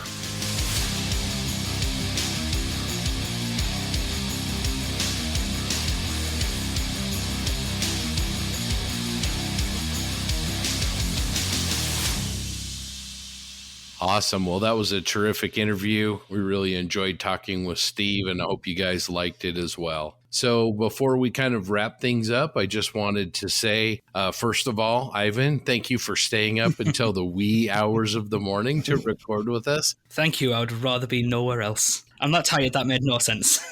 And welcome to the Posse. And Whitey, thanks so much for joining us. It was awesome hanging out with you in Vegas. And thanks for hopping on and talking with us today. Hey, thanks again for the invite. Great sitting here and talking with you guys again. It was fantastic meeting you guys out there in Vegas. Ivan, looking forward to meeting you out in Omaha and hanging out with you fellas again. We're all definitely planning on heading that way in July. So hope to see you guys there. It'll be great. Absolutely. Well, thanks, Scott. You can leave us feedback, listeners, about this or any of our other episodes over at our Facebook page, or you can email us directly at plasticpossepodcast@gmail.com. We want to thank our Posse supporters once again. None of this is possible without you. We really appreciate our 2 awesome sponsors as well, Tankcraft and Sean's Custom Model Tools. And remember, there is no wrong way to enjoy this hobby. Please share your work. We'd love to see it, and have a wonderful day. Thanks again for joining us for episode 29. We'll be back in 2 weeks with another exclusive interview, as well as our regular segments and more awesome content about scale modeling, the hobby that we love so much. Until then, yeehaw! Oh, Great. Hey. Woo! I had to tell everyone, Nice tell everyone job, in my Ivan. house, if you hear me scream yeehaw at 3 a.m, don't make consent. You're an American. We're going to get you one of them blue passports, That was good stuff. fried chicken, Coca-Cola.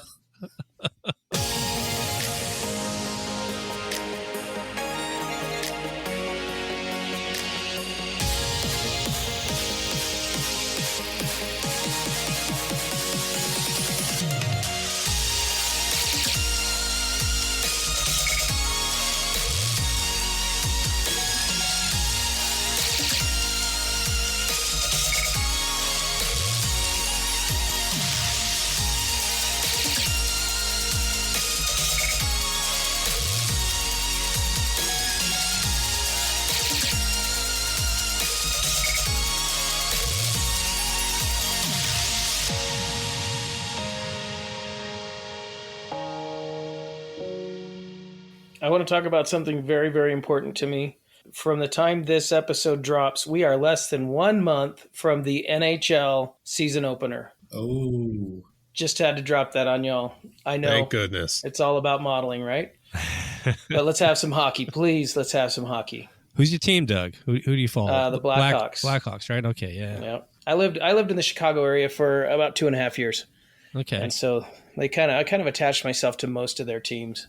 It's the Penguins for me, but I was just talking to my wife actually today. We'll probably get a split season tickets for the Avs with some friends of hers because the Av tickets are cheap because no one goes to see them out here. Yes. That arena is almost always empty. That's great. But then when the Pens come to town, there you go. That's right. Yeah. I like any kind of hockey. So I'll go watch any game. I don't really care. Whitey, do you have a team? Are you a Boston? Yeah, I'm Boston a Bruins fan. Yeah, there you go. Absolutely. I think you've mentioned it on your on Model Geeks before. So probably. I mean, and when it comes, now that football season is just, as we sit here and record tonight's game 1, of the season, and I'll watch NFL, but being from the Boston area, everyone's, oh man, and if you live in the South, football is of course, front and center. And I'm like, yeah, I'm a Patriots fan, sure, but really, when it comes to Boston sports, it's hockey first, and that's pretty much my gauge. Whenever I meet someone who says they're from Boston, I go, oh yeah, you're a Bruins fan? No, not really. And I'm like, you sure you're from Boston then? Yeah, I love it. I was like, well, the EPL is about to start, right? I mean, I'm just sit here enjoying the conversation. I'm with you, Ivan. I'm not a hockey guy, so. Don't worry, Ivan. When you come over next July, we are going to indoctrinate you. You're going to burn your red coat, pledge allegiance to the flag, and join the rebels. Join the revolution. I look forward to it.